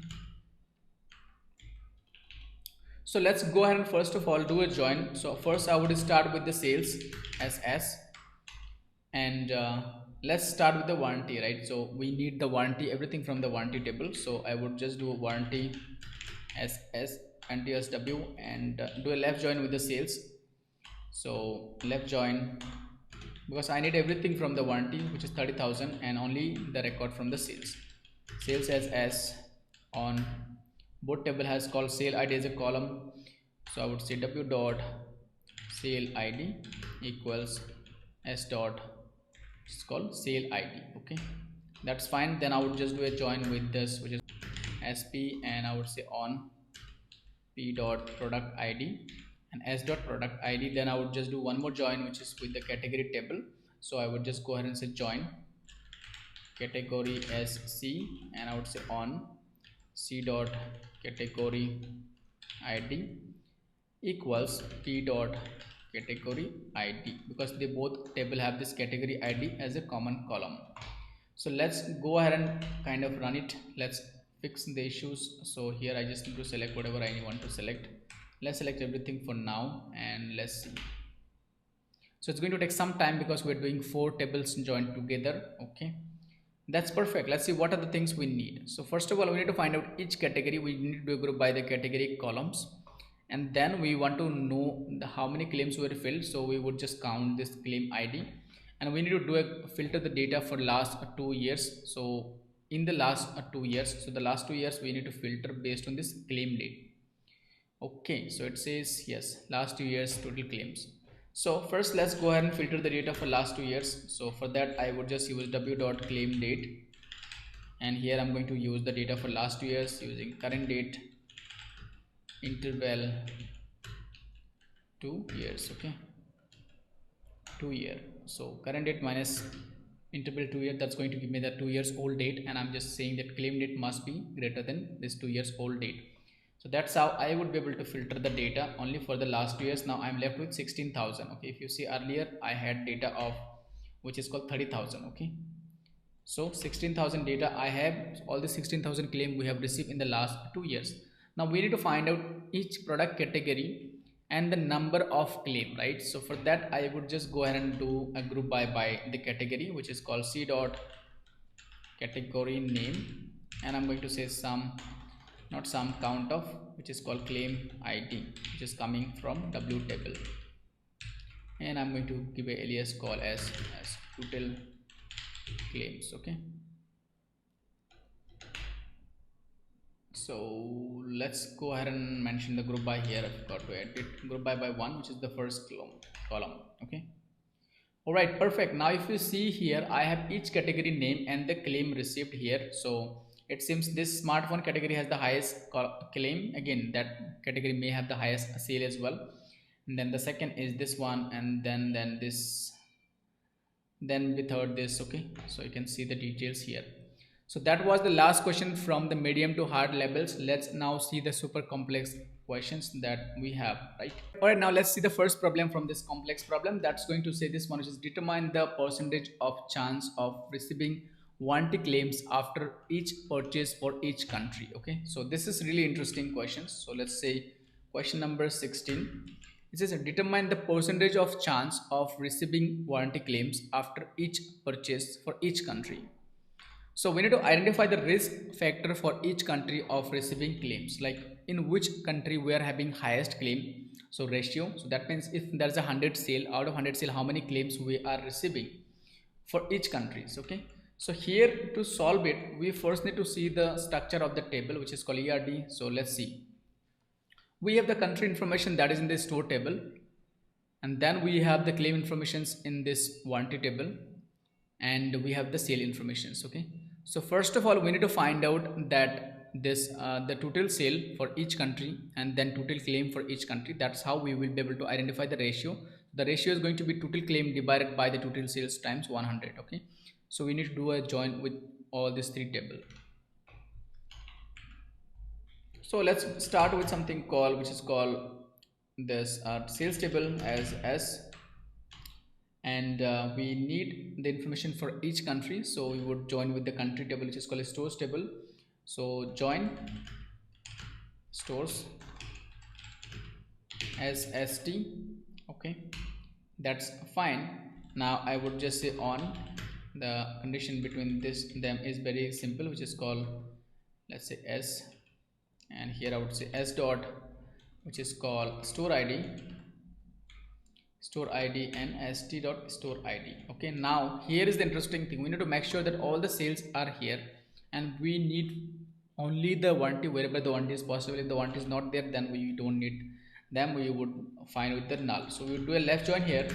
So left join with the warranty. so it's not going to lose the the orders which are not in the warranty. Okay, on, so warranty has sales as a common column, that's going to be w dot sale id equals s dot sale id. Let's go ahead and kind of see the data first of all. So I would say select everything from all this. Okay, so we will still have 1 million sales. You can see we have still have 1 million sales.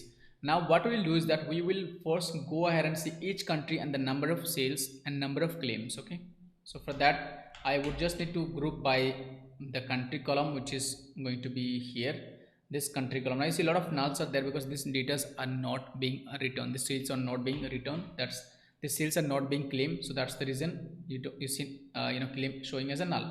So let's select the country, that's coming from st dot country. Let's select the total sale, that's going to be count of, we need to find out the unit, so sum of quantity, which is coming from s table, s dot quantity as a kind of total unit sold. Okay, so that's fine. Next what I need is that I need to find out the total claim, so count of, which is called w dot claim id. Okay, so that's how I find out each country total sales and total claims. So group by 1. Now we need the data. You see that determine percentage of chance of receiving warranty claim after each purchase for each country. So whatever we need, it's already there. We can see here, let's give a name call as total claim. Okay, now we would need the percentage, right? So the claim ratio.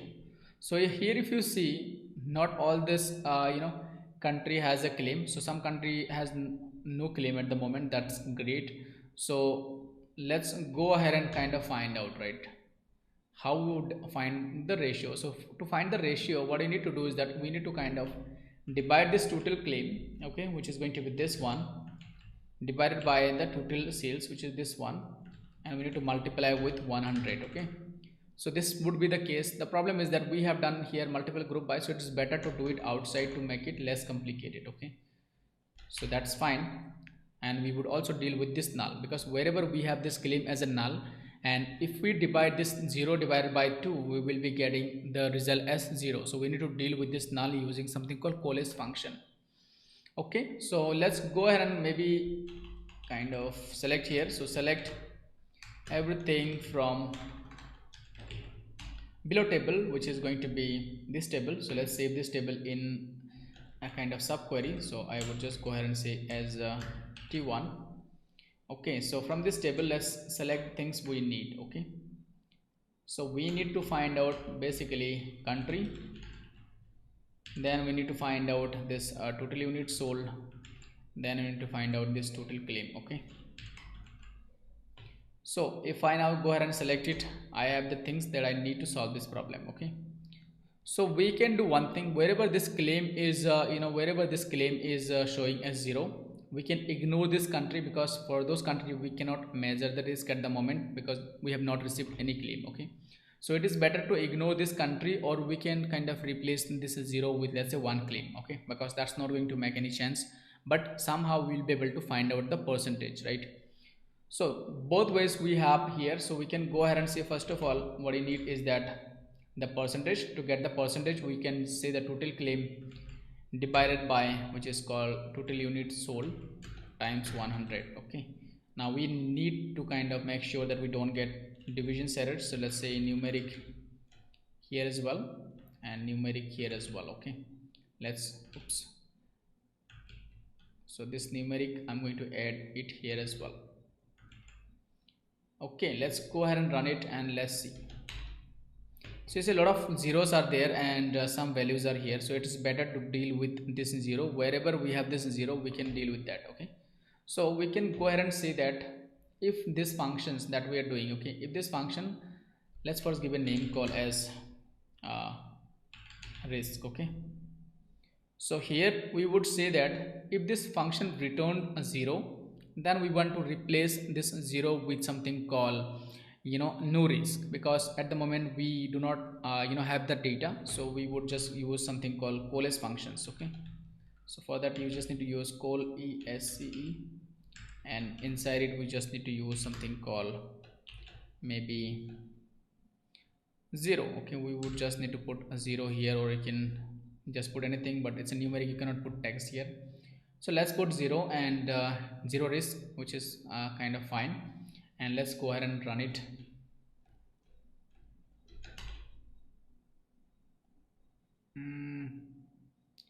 Okay, I have just mentioned 0 as a text, which is not allowed, so I can just simply put a 0 because the data type is numeric, so that's going to give us an error here. Alright, so we have the risk 0 first. Let's do order by in descending. So we can go ahead and say here is that order by, which is third column, in descending. Okay, I think it's fourth column. So the country with the highest risk will come first now. Okay, so you can see in UAE it's kind of 65% chance that if there's a sale, so the company is going to receive a claim. Now in Spain it's 27%, in Italy it's 11%, Turkey it's 11%, India is 4%, UK is 2%, okay, Germany is 1%. See, that's all these things are depending on the number of claim that we have received so far. Okay, so out of sale and out of claim. Okay, if you see this 11,000 claim out of 17,000, 1,79,000 sale, that's how this percentage is being determined. And if you see it here, so it's kind of based on this and this. Okay, so this is how we are determining this risk factor. Okay, based on this country's total sales and this total claim. Okay, so that's fine. That's how we have solved question number 16. Now let's go ahead and see the question number 17 now. Alright, now let's see the question number 17. So the question number 17 says, analyze the year-by-year growth ratio for each stores. Now this is very common question, because most of the time you will receive this type of question in interview. So let's go ahead and see how we can analyze year-by-year growth ratio for each stores. Okay, now if you see the ERD, in the ERD we have the store informations, which is in this sales table. So again we can use the store ID, or we can do a join with the store. So we can simply use this store ID from here, then maybe we can get the store name. So to solve it, first of all we need to find out each store and their yearly sale, right? Each store, their each year and their sale, then we can kind of do the previous. So first we need to find out each store and their each year and their total sale, and then we can compare the current sale with the previous sale using the window functions called lag, which we will be doing. So first let's go ahead and see how we can find out each store and their each year and their total sale. Okay, for that I would just need to do a group by the each store and then do group by each year. So let's see everything from sales table, and then we would see how we can solve it. So everything we can see from the sales table right now, we have it here. We would need to group by the store's ID, and then we can kind of see the total sales. Now for the total sale, the problem is that we only have the quantity, we don't have the price. So for the price, we need to get the price from the product table. Okay, so let's first do a join with the product table. So I would say SS sales as S, products as P, and let's say on, and the condition between product ID and the product ID in both the table. So once the join is done, let's go ahead and say products. Okay, and I missed a join here. So once the join is done, now I have the price, right? So the total sale is going to be this price times quantity, which I have it in here. So for that I would just need to say that if I need to find the total sale, that's going to be like the product, the price times quantity, right? So that's going to be S dot quantity times P dot price. Okay, so this is the total sale. Now if I just execute it, you will see now the total sales, right? So sometime we have one quantity, somewhere you may see more than one quantity as well. Now what you need to find out is basically we need to find out each stores, each year and their total sale. So again, we do not have a year, but we can use this sale date column to create a year column. So let's see how. We can just go ahead and say, first of all, we need to find out each store ID. So I would say store ID, what I need, which is coming from the sales table as dot store ID.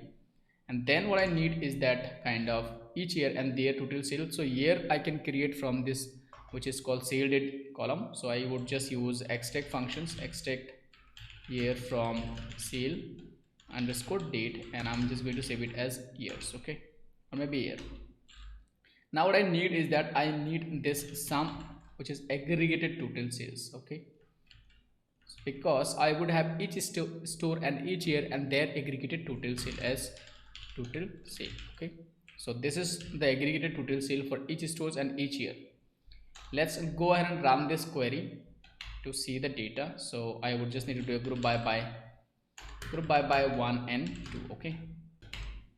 Perfect. So this is kind of great. So we have each stores, each year and the total sale. It's better to get the store name as well so that the query looks much better. So let's do one more join. So I would just go ahead and say that here join stores as S, and on I would say ST store as ST, okay.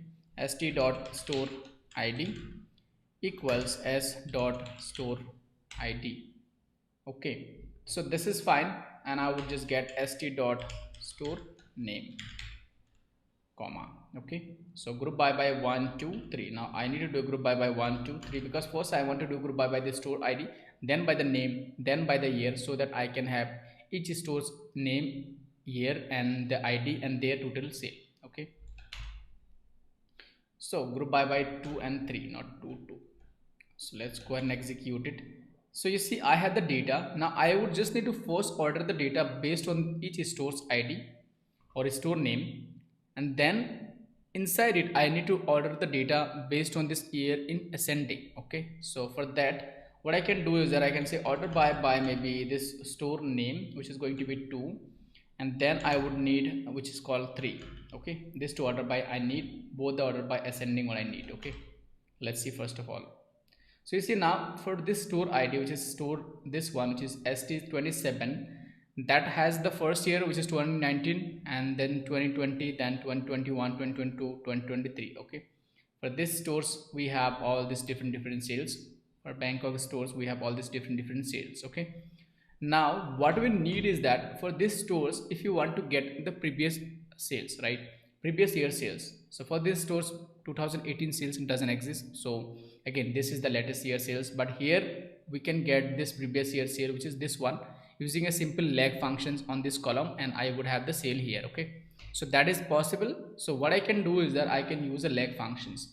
Now it's better to come out of this query and then use this query as a CTE to kind of do this task, okay. That's where the life is going to be a little easy because we have used multiple columns here, so that's going to basically throw an error. So we would just go ahead and say with, and let's give a name called maybe yearly sales s, and this put this query in a subquery or in a parenthesis, okay. Now here I would select whatever I need, okay. So I need maybe the store name, okay, and I need kind of which is called year, then I need kind of this total sale, okay, and I would just go ahead and save this as current year sale, okay. And I would say from where I'm getting from this yearly sales, okay. Let's go ahead and run it now. I would possibly have each years and their total sales, same data, but this time I'm getting from the city, so I can use lag functions on this column now, okay. So if I use lag functions, I would be getting basically one row up record. So from here for 2021, for this stores the previous sale would be this one, right. So that means there is a drop. You can see here is also a kind of increase, here is also increase in the sale, right. So that's what we need, yearly growth ratio. So I would just go ahead and say here what I need is that I would want to get the previous year sale. So for that I would use a lag functions, maybe here lag, inside it I would just say one row up, and I would say over. Now we would need to ensure that for each store only we get the previous year sale, not by the different stores, okay. So for that I only need to use the partitions by. So partitions, basically I need a local ranking or local lag here, you can say partition by which is called store name, okay. And then I would just need order by this year, okay, in ascending. I can save it called maybe last year sale. Okay, this is my current year sale. Okay, so as I have used this data in this CTE, that's the reason it's kind of coming really easy now. Okay, now let's go ahead and kind of see the data again. I would just have the last year sale. At the moment I missed a comma here. Let's go ahead and kind of execute it again. So here if you see, I would have one nulls because here this is the earliest possible year. I don't have the previous year sale, so it's showing null. So I would not be able to find the kind of growth ratio here, but here I would have a growth ratio because if I divide by this last year sale minus current year sale divided by the last year sale, I would have the growth ratio. So the growth ratio function is very simple: last year sale, current year sale minus last year sale divided by the last year sale. So let's go ahead and find a growth ratio here. To find a growth ratio, again we need to use all this column and this column. So we have used a window function, so it's not going to be a good idea to use this column here. So I can save this data in another CTE. So that's going to be called maybe my second CTE. So I need to use a comma, I don't have to use with. So I would say growth ratio S. Okay, and inside this S I can just save this query.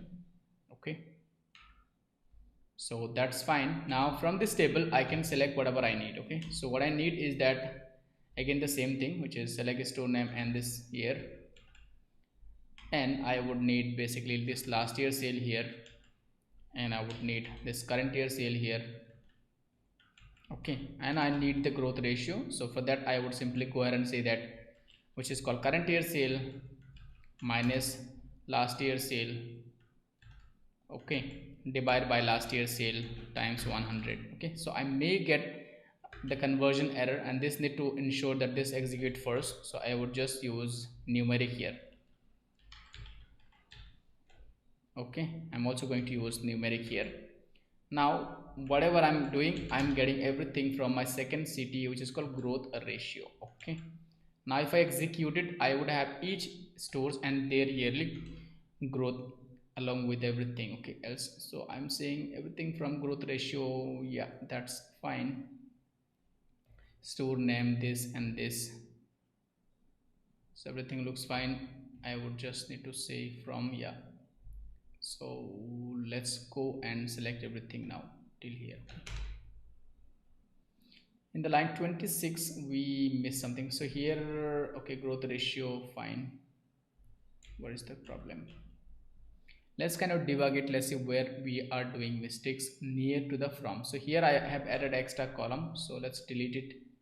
Let's kind of execute again. So we should have the result now. Okay, perfect. So this is what we needed. Now again, wherever we don't have the previous sales, we would not have the growth ratio. So here you see we don't have the growth ratio because of this null, but here the growth ratio is 6%, here the growth ratio is 46%. Let's verify it. You see here this was the sale, so sale has increased by 6%. Here if you see, from this 20 million, so from this kind of 2 million, it's kind of 3 millions. So you can see 46% increased. Okay, so from 3 million, 3.5 million, 18% increase. From 3.5 millions, it's kind of 1.4 million. So that means 59% drop in 2023. Again 2024, from 1.4 millions, it's 18 million, so 87% drop because this 2024 is still going on, right? So we can do two things here. So we can first of all ensure if it's a null, this last year sale is null, we don't want to see this result, and also we don't want to see this current year result because this current year is still in progress. Okay, so for that I can go ahead and say here is that what I need is that where this last year sale is not null, this is the first condition I want to ensure. That is going to delete all those records, which is the last year sale is null.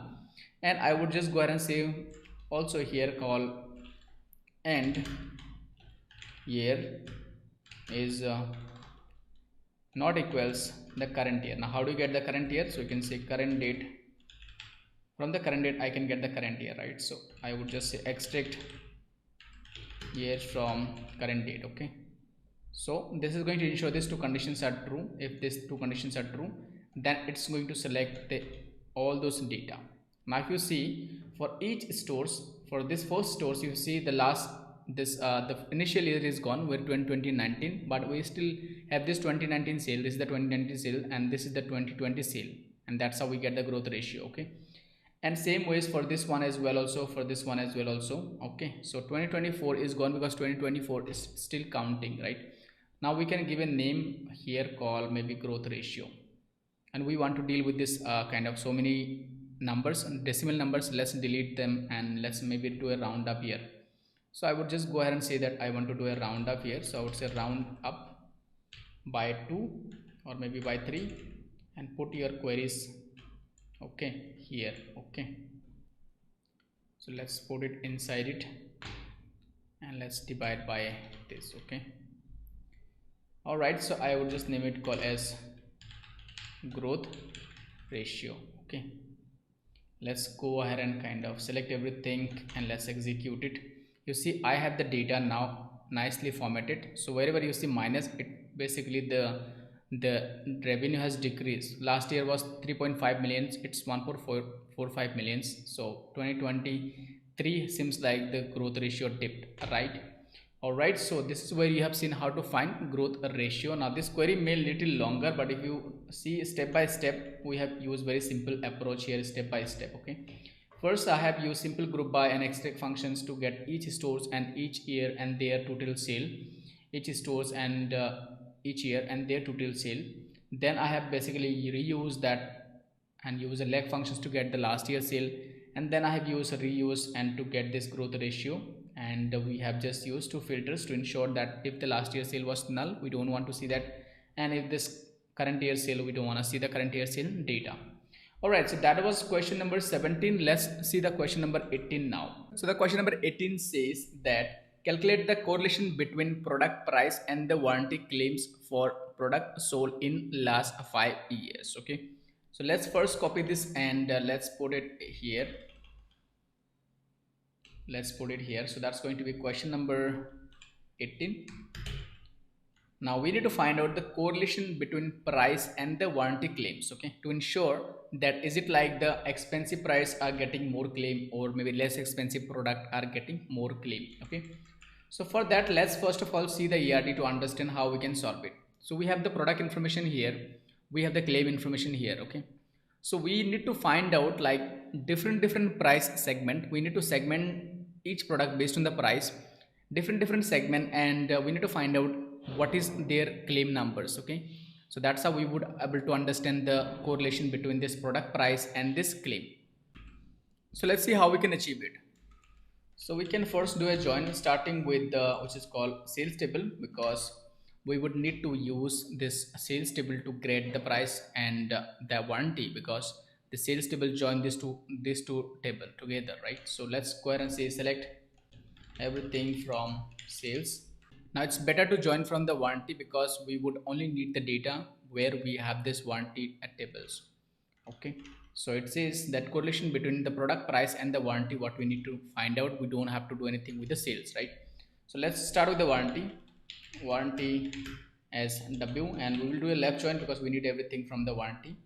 Then what we need is that we would just go ahead and say that sales as S, and on we would just define it something called which is called W dot sale ID equals S dot sale ID. Okay, then we will do join again with the product table. So we will do inner join here. So it's join, then would say product SP and on P dot product ID equals, because they have the product ID common column, which is product table, and the sales table, and warranty and the sales as the sale ID common column. So on I would say that S dot product ID. Let me just make it a little bigger. Now what else I need, right? So all this join are done. Okay, so we need to find out that different price segment and the number of claims. Okay, so let's first see the data. So I would say everything. Okay, and then we would see the data. So sales error, so left join. Okay, there's a typo. Let's first of all fix this left join. So we have 30,000 records so far, so we don't need all the columns. We only need the price from the product table and the warranty claim ID from the warranty table. So we would just go ahead and say that something called P dot price, and what I need is that the claim ID. So that's W dot claim ID. So the data is automatically last 5 years what we need. So for that we would just use a where condition. We can say where, and we can say date claim date must be greater than equals to last 5 years, so that I can use a current date minus interval 5 year. Okay, so that's how I would just select the data for last 5 years, and I have the price and the claim date. So for all those 30,000 records you can see it here. Okay, now we can do one thing. See here, it's very simple. It looks very simple, but the thing is that how do we analyze it, right?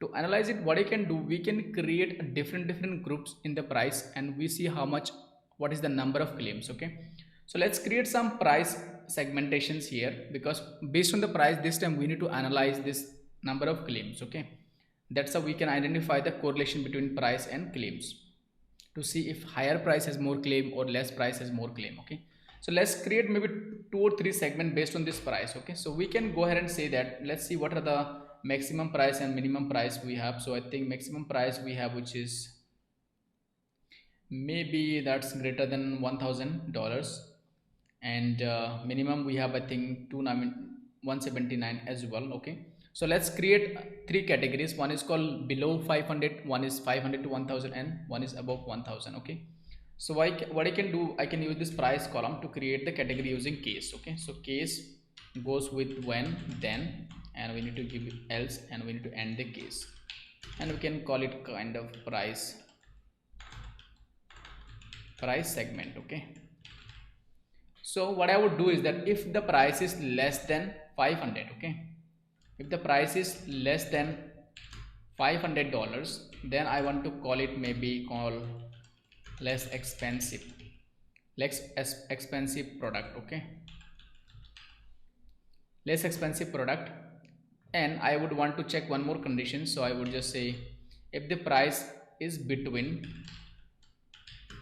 500 and 1000. Now you need to understand here is the between include the 500 and 1000, but is less than 500 it's not included. So if it's 500 it will fall in this middle group. So here I'm just going to say that maybe mid range product. Okay, so next what I need, if in case whatever is left out, that obviously going to be kind of greater than 1000, so that one I would say that is expensive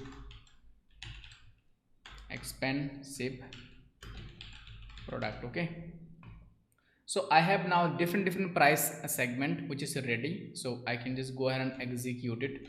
You will see that we have different product price ready. So let's see where I have done the mistake. Okay, I missed a comma here, so let's go ahead and run it. Okay, perfect. So based on the price you can see now different price segment is being created. So let's verify it. 999 is still mid range, so greater than $1000 it's going to be kind of expensive, which is this one. Less than 500 it's less expensive. Now we can see that each price segment and what is the number of claim we have out of this 30,000. So for that I would just need to do a group by this column. Now I can just go ahead and say that here what I need is that group by which column, which is called this column, price segment. That's going to be column number 2. And what I need is that then I would don't need this price anymore, and I would just need the count out of this. So count of this as a total claim. Okay, so that's how I would be able to analyze the data to see the correlation. So group by 1 and count on this, which is called this, right? So that's total claim. Okay, now perfect. You can see less expensive product seems to have 4000 claim. Less expensive product seems to have like more claim, which is 14,000, and mid-range product has less claim, which is 11,000, and expensive product has very less claim. Now if you want to understand the correlation, so the correlation you can see it here. If the product is less expensive, so the chances of getting claim is very high, and which has basically positive correlation. And if you see where the product is kind of expensive, it has a negative correlation. So that means here the chances of getting claim is very less. And mid-range product has basically 0, which means neither positive or neither negative. So this is what we have it here. So let's go and let's see the question number 19. So the question number 19 says identify this, which is called identify the store with the highest percentage of paid repair claim received related to total claims. Okay, let's first copy this question. Okay, and also let's copy the question number 19. Okay, let's save this data first of all. So the question number 19 says, identify the stores with the highest percentage of paid repair claims related to total claims field. Okay, so we need to find out like each stores and the different types of claim first of all, and then the store that has the highest percentage of paid repair. Okay, so for that, let's first of all do a join between sales and claim. So I would say select everything from sales as S and say join warranty as W, and the condition between them is very simple, which is called on sale ID, same as what we have done earlier. Okay, let's first of all see the data, then we can build our logic how to solve this problem. Okay, so we need to find out each store and the percentage of paid repair claim out of total claim, percentage of paid repair claim. Now for that we need everything from this warranty tables because it has nothing to do with the sales table. So we would just do a right join here. Okay, because it doesn't matter even if we have more sales or less sale, because we just want to analyze the warranty data now, because in the warranty table we don't have stores. That's the reason we have to join with this sales table to get the stores ID. So let's go ahead and say first select store ID. Let's see the number of claim we have received, which is going to be count of claim ID that's coming from, which is called warranty table, and store ID is coming from S table. Okay, let's do a group by and one, and we can see each stores and the number of claims. Okay, this is the total number of claim of each stores.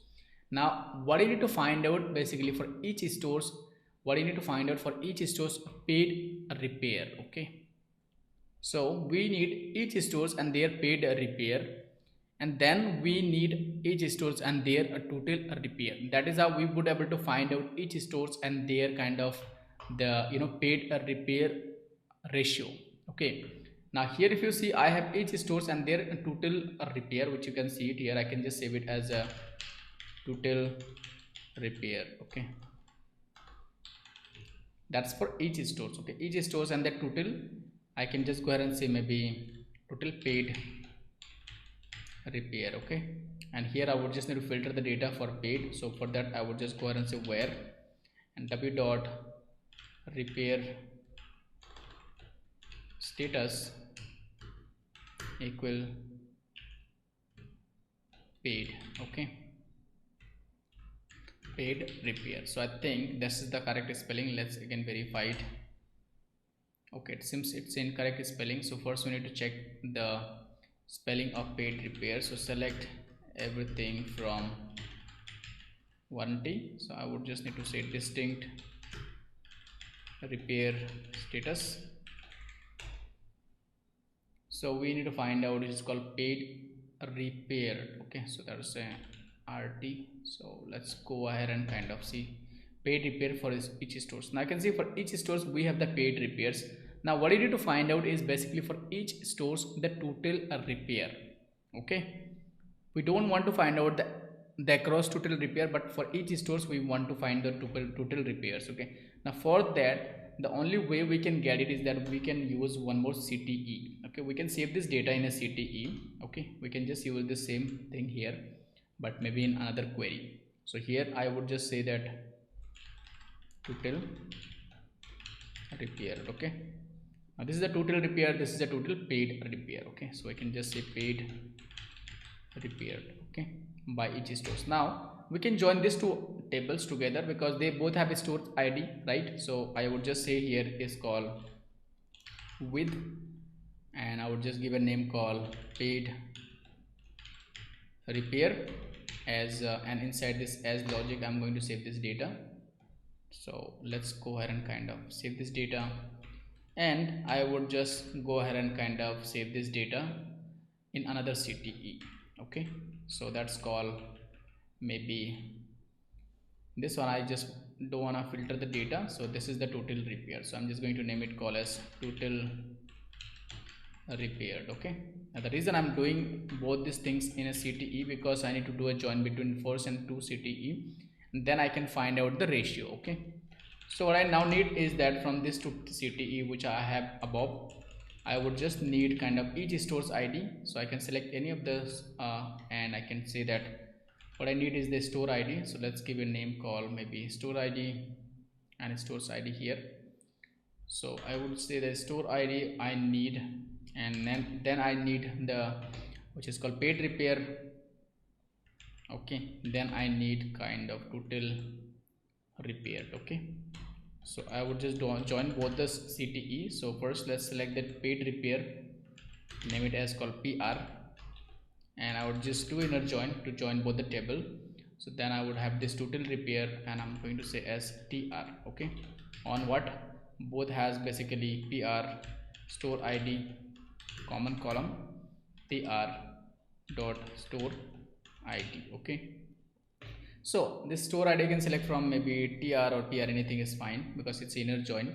This total paid repair I'm going to select is basically which is called PR. Okay, so PR dot paid repairs and this TR dot total repair. Okay, now that's fine. Now if I just execute it, I almost have the things that I need for this query to solve. Okay, you can see I have this total paid repair and the total repair. So I can find out the percentage divided this by this times with 100. That is what I need. Okay, so paid repaired, which is this one, divided by which is called total repair, which is this one, times 100.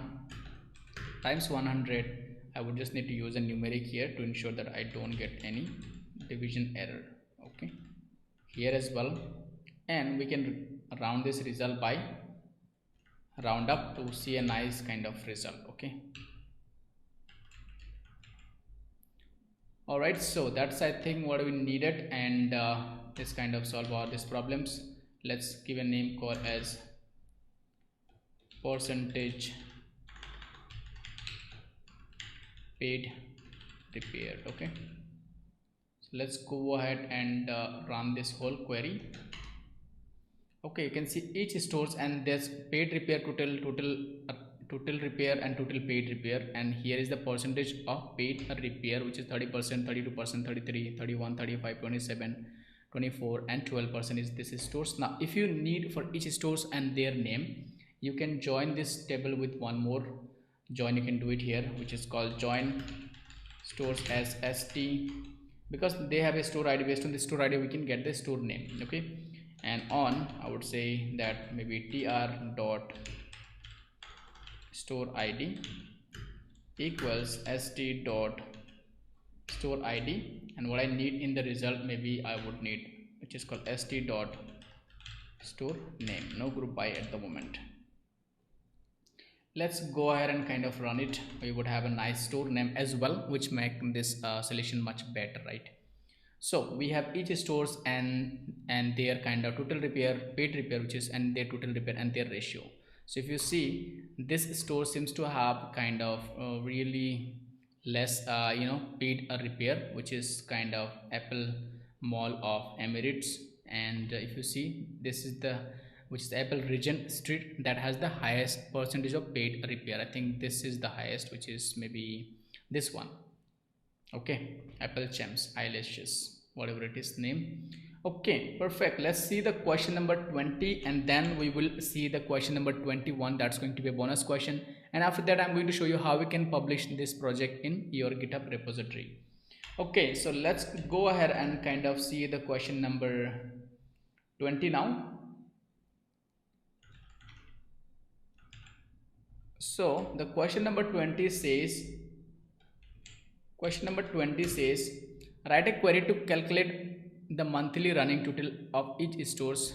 Okay, let's kind of read it. Write a query to calculate the monthly running total of sales for each store over the past 4 years and compare trend during this period. Okay, so basically we need to find out the running total for each stores for the last 4 years and to see which month we are doing great in each year. Okay, so that is what we need to do.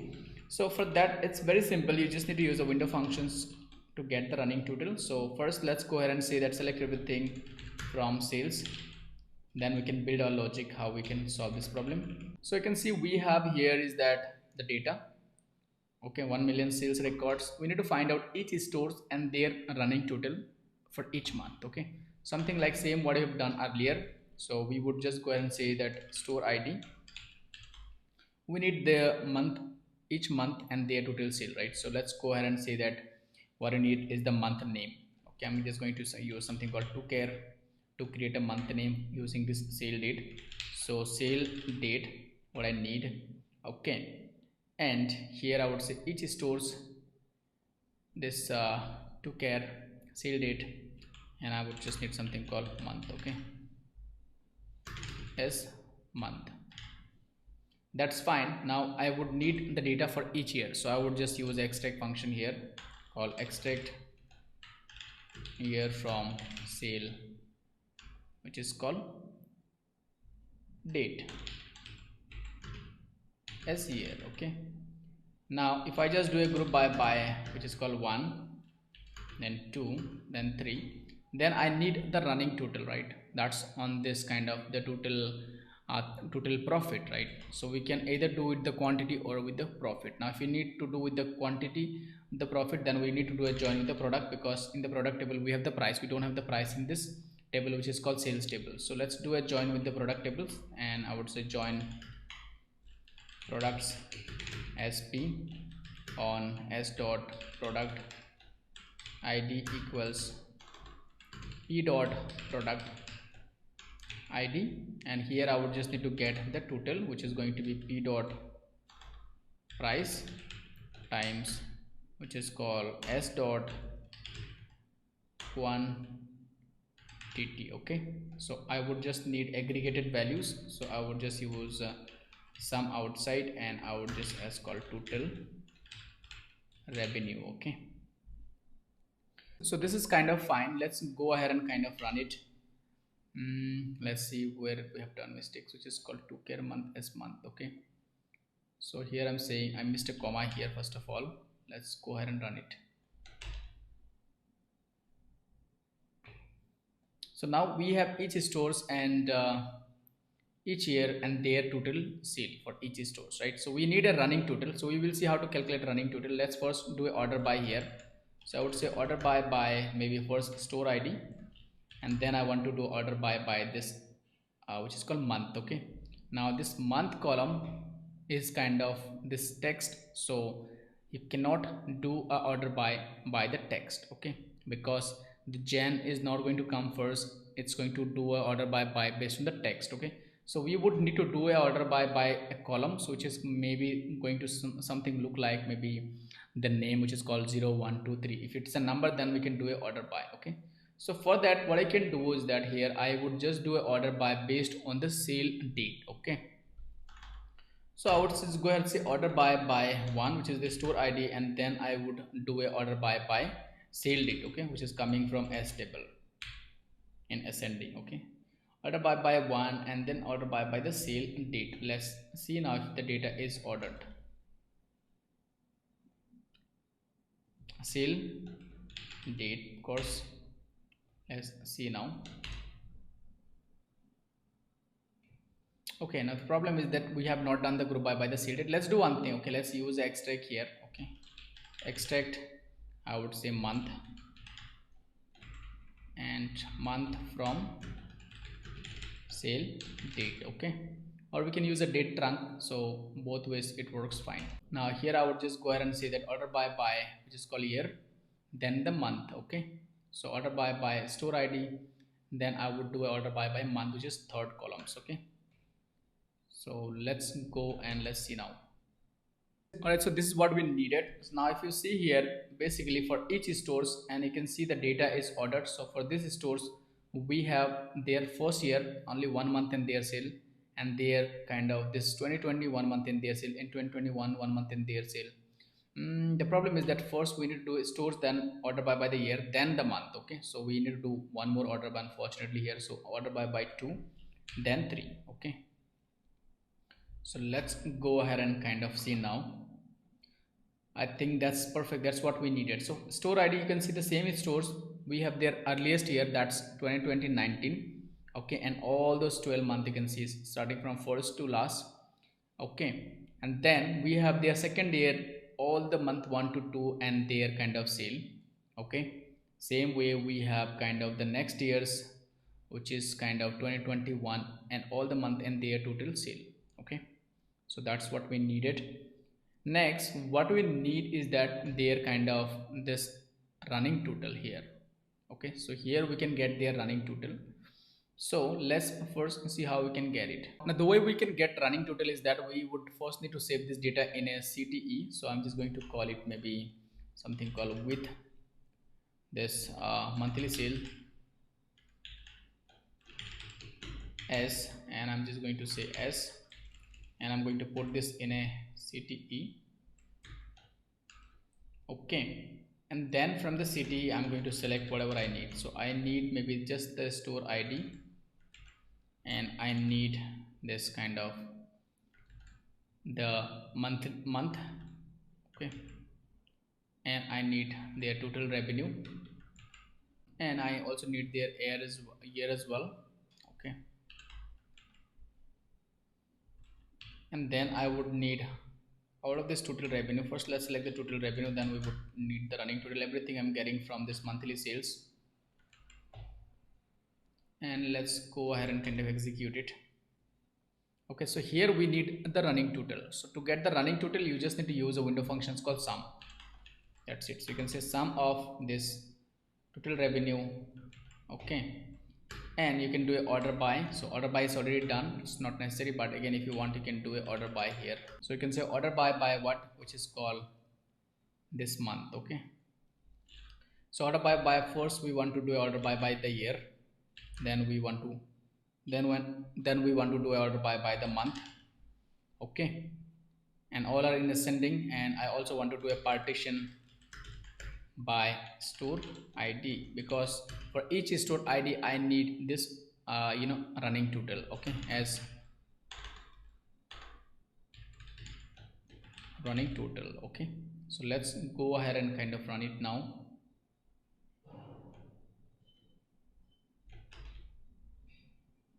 I missed over here our close, so our close is mandatory.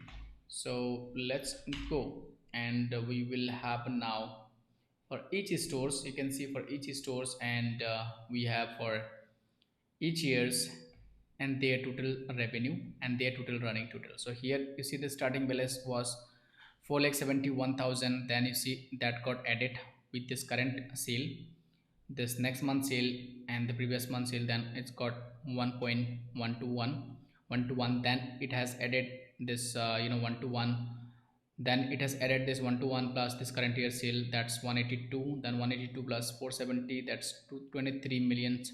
Okay, then again it has added this, and this is how it's going.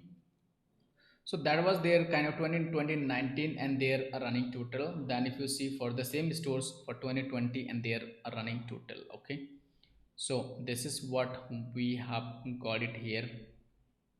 Alright, that's how we have solved question number 20. Now I'm going to solve one more question, which is going to be the bonus question. Then I would show you how you can publish this project. Okay, so let's go ahead and kind of see the last question, which is going to be a bonus question. That's question number 21. Let's put it here. Okay, so let's write something called bonus question. Okay, so it says analyze the product sales trends over time. Okay, segment into key period from launch date to 6 month in one group, 6 to 12 month in one group, and 12 month to 18 month in one group, and all beyond 18 month which is in another group. We want to see that how the product life cycles are going for the Apple ecosystem. So in which cycle the products are getting highest sale for each of the products. Okay, so that is what we want to see. So basically if the product is launched basically in the September, from the September first 6 month how much sale is happening, then from the 6 month to 12 month how much sales is happening, and from the 12 month to 18 month how much sales is happening, and beyond 18 month how much sales is happening. So we would see based on the unit for these problems. Okay, so let's see how we can solve this problem. Okay, first let's see the ERD. So here you can see the product launch date, we can find it from the product table, and sales information we can find from the sales table. So we need to do a join between these two, and based on this launch date we will be creating different groups, and then we will see the unit sold. Okay, so that is what we will be doing. Let's first do the join between this product and sales. So it's a sales of S and join product sp, and also on s dot product id equals p dot product id. Okay, p dot product id. Let's select first of all everything from both. Okay, so as product id join, let's kind of say product as product id. Okay, so the join is done. Now what I need to do is that if you see here, let's first select the column that we need. Okay, so that it's going to be easy. So I would just say that what I need is that sale date, which is coming from S table, and then I would need the launch date, which is coming from product table, launch date, and I may need to find out the quantity, so that's coming from the sales table. Okay, so let's go ahead and say s dot quantity. Okay, so these are the three things I need to solve this problem. Okay, so s dot quantity, missed a comma here,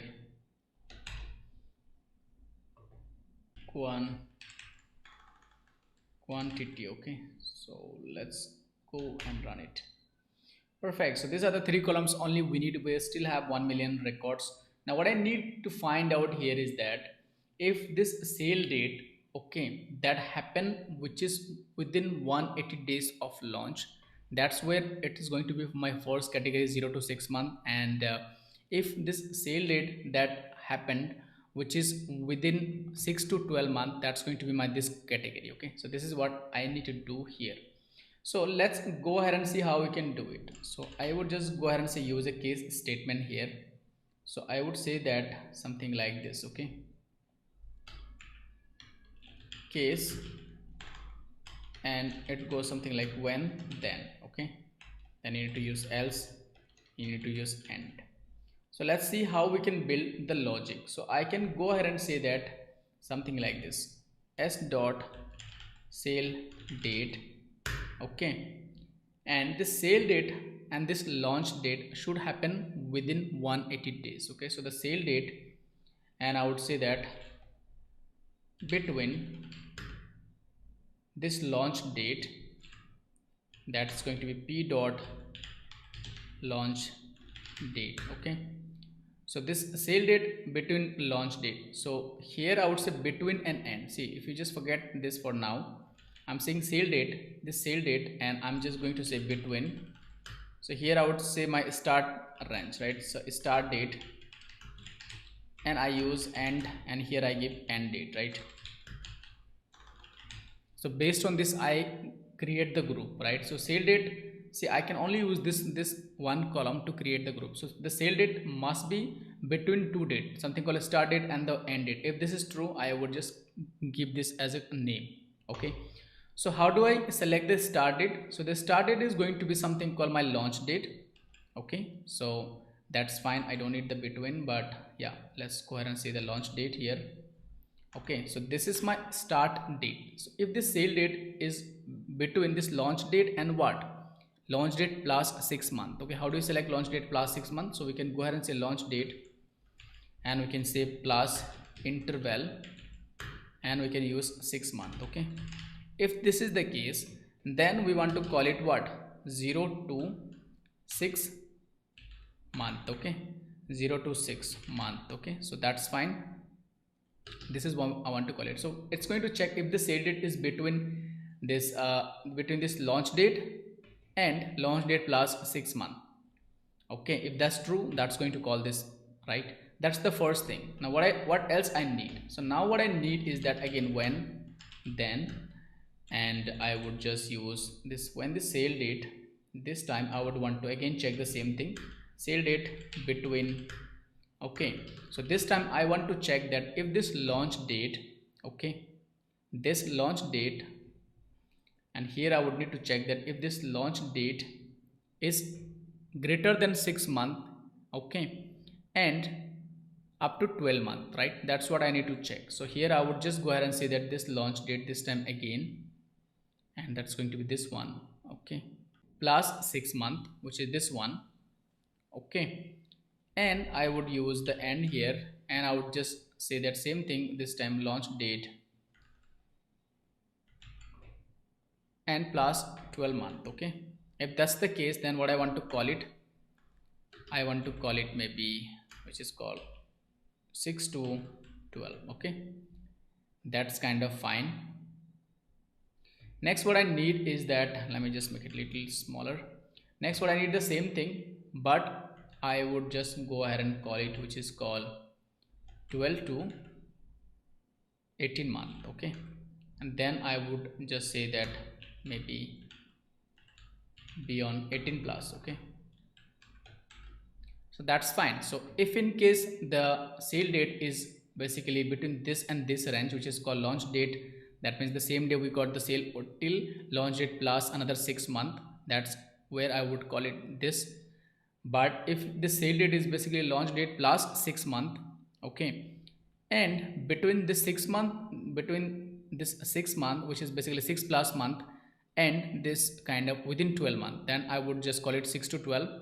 And here I'm saying basically 12 to kind of 18, okay. So let's go ahead and run this, and we will still have all those record, but we will be able to kind of, let me just name it, call maybe, which is called product life cycle, so PLC. Let's go ahead and kind of see it. So you can see different product. So some products are being fall into 0 to 6 month. Let's verify it, okay. If you see the launch date was 2020 19 September 4 September, and if you see the sale date was like in the same day, right, I mean same month, which is kind of 16 September, right. So obviously it's in the 6 month. If you want to see this one, which is, this was launched on again the same 24th and 2021 September 1, and if the sale was like 2022, which is April, so within 6 to 12 months, because it is more than 6 months now, right. So this kind of great, working perfectly fine, what we needed. So what is expected, we can see 6 to 12 months, that's verified. It was not launched 2022 September 1st, and you see the sale was done in 2023, and that's basically in, which is called 3 and 28. So that's basically again greater than 6 months, which is 6 to 12. So let's try to see if in case we have anything which is more than 12. So we may have it, but I cannot see it here, okay. So that's fine. Now what I need is basically, if you see here, analyze product sales trend over time, segment into different keys, okay. Now we need the product sales trend. So basically we need to find out each product and their sales trend over time, and we would just go ahead and say each time frame for each product and their kind of quantity that sale for each time frame. That's what we need. So let's go ahead and also select the product here as well. So I would just go ahead and say that let's delete this sale date at the moment. P dot product name, what I need, okay. And I don't need the sale date here basically, and I would just go ahead and kind of, what I wanted to see is that for each product into this each category, which is each this segment, and what is the quantity we have sold, okay. So that's what I need here. So I would just go ahead and say in this quantity I'm just going to use sum, okay. This is kind of total quantity sale, and this product is my first column. So I would first do a group by the product. So for each product I want to see each segment and the quantity sold. That's what I wanted to see. So I would say group by 1 and 2, okay. Now if I run it, I would have the results. I would just need to do a order by maybe by 1, and then I would want to do a order by maybe basically, which is called 3, okay. So order by 1 and 3 in descending, okay. So this question may look little complicated, but you just need to understand we are using between n and starting date and the end date. So this is the range, starting date, and this is the end range. So here starting date is this basically the 6 month launch plus 6 month, and the end is launch plus 12 month, okay. Then here I have launch plus 12 month, launch plus 18 month, and whatever is beyond that falls into here, okay. Let's go ahead and run it.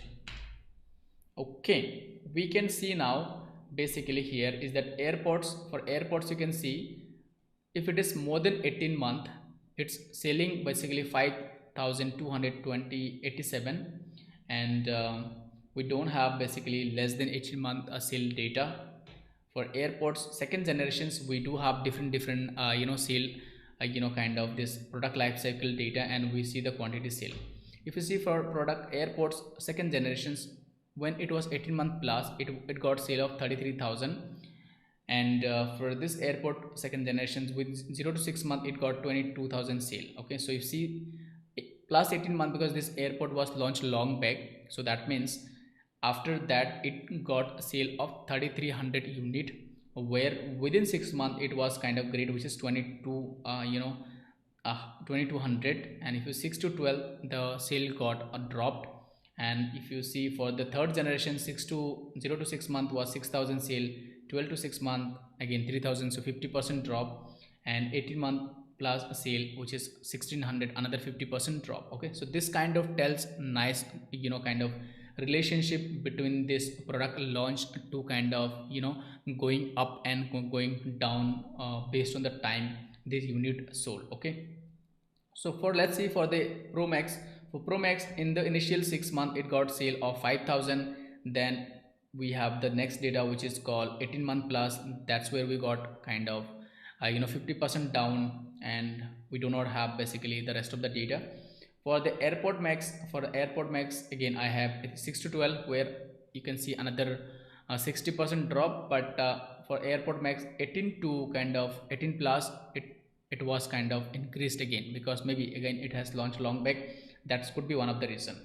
For Airport Pro second generation 0 to 6 months sale was 20,000 unit, great, but again the same way you see Airport Pro drop, which is 6 to 12 month drastically, which is kind of 75% drop. Okay, so then AirTag, if you see 0 to 6 month 82,000 unit, which is amazing, another product. And if you see AirTag 6 to 12 month, which is kind of again 50% drop, which is directly to 45,000, and then 18 plus it's kind of drop to 2000, which is maybe more than 90% drop. Okay, so you can go through different product and you will be able to understand a lot of insight from this data. So that's kind of tell a kind of true story how the product goes like, right? If you want to understand, so the product goes like this, right? So product would go up, then it will go down, then it go maybe up, some product but not all the products. Okay, so we can find out if any product that goes up after 18 month. So again we can create different other groups as well, maybe 18 to kind of maybe 24 or maybe more than that, then only we will be able to understand between that, depends on how long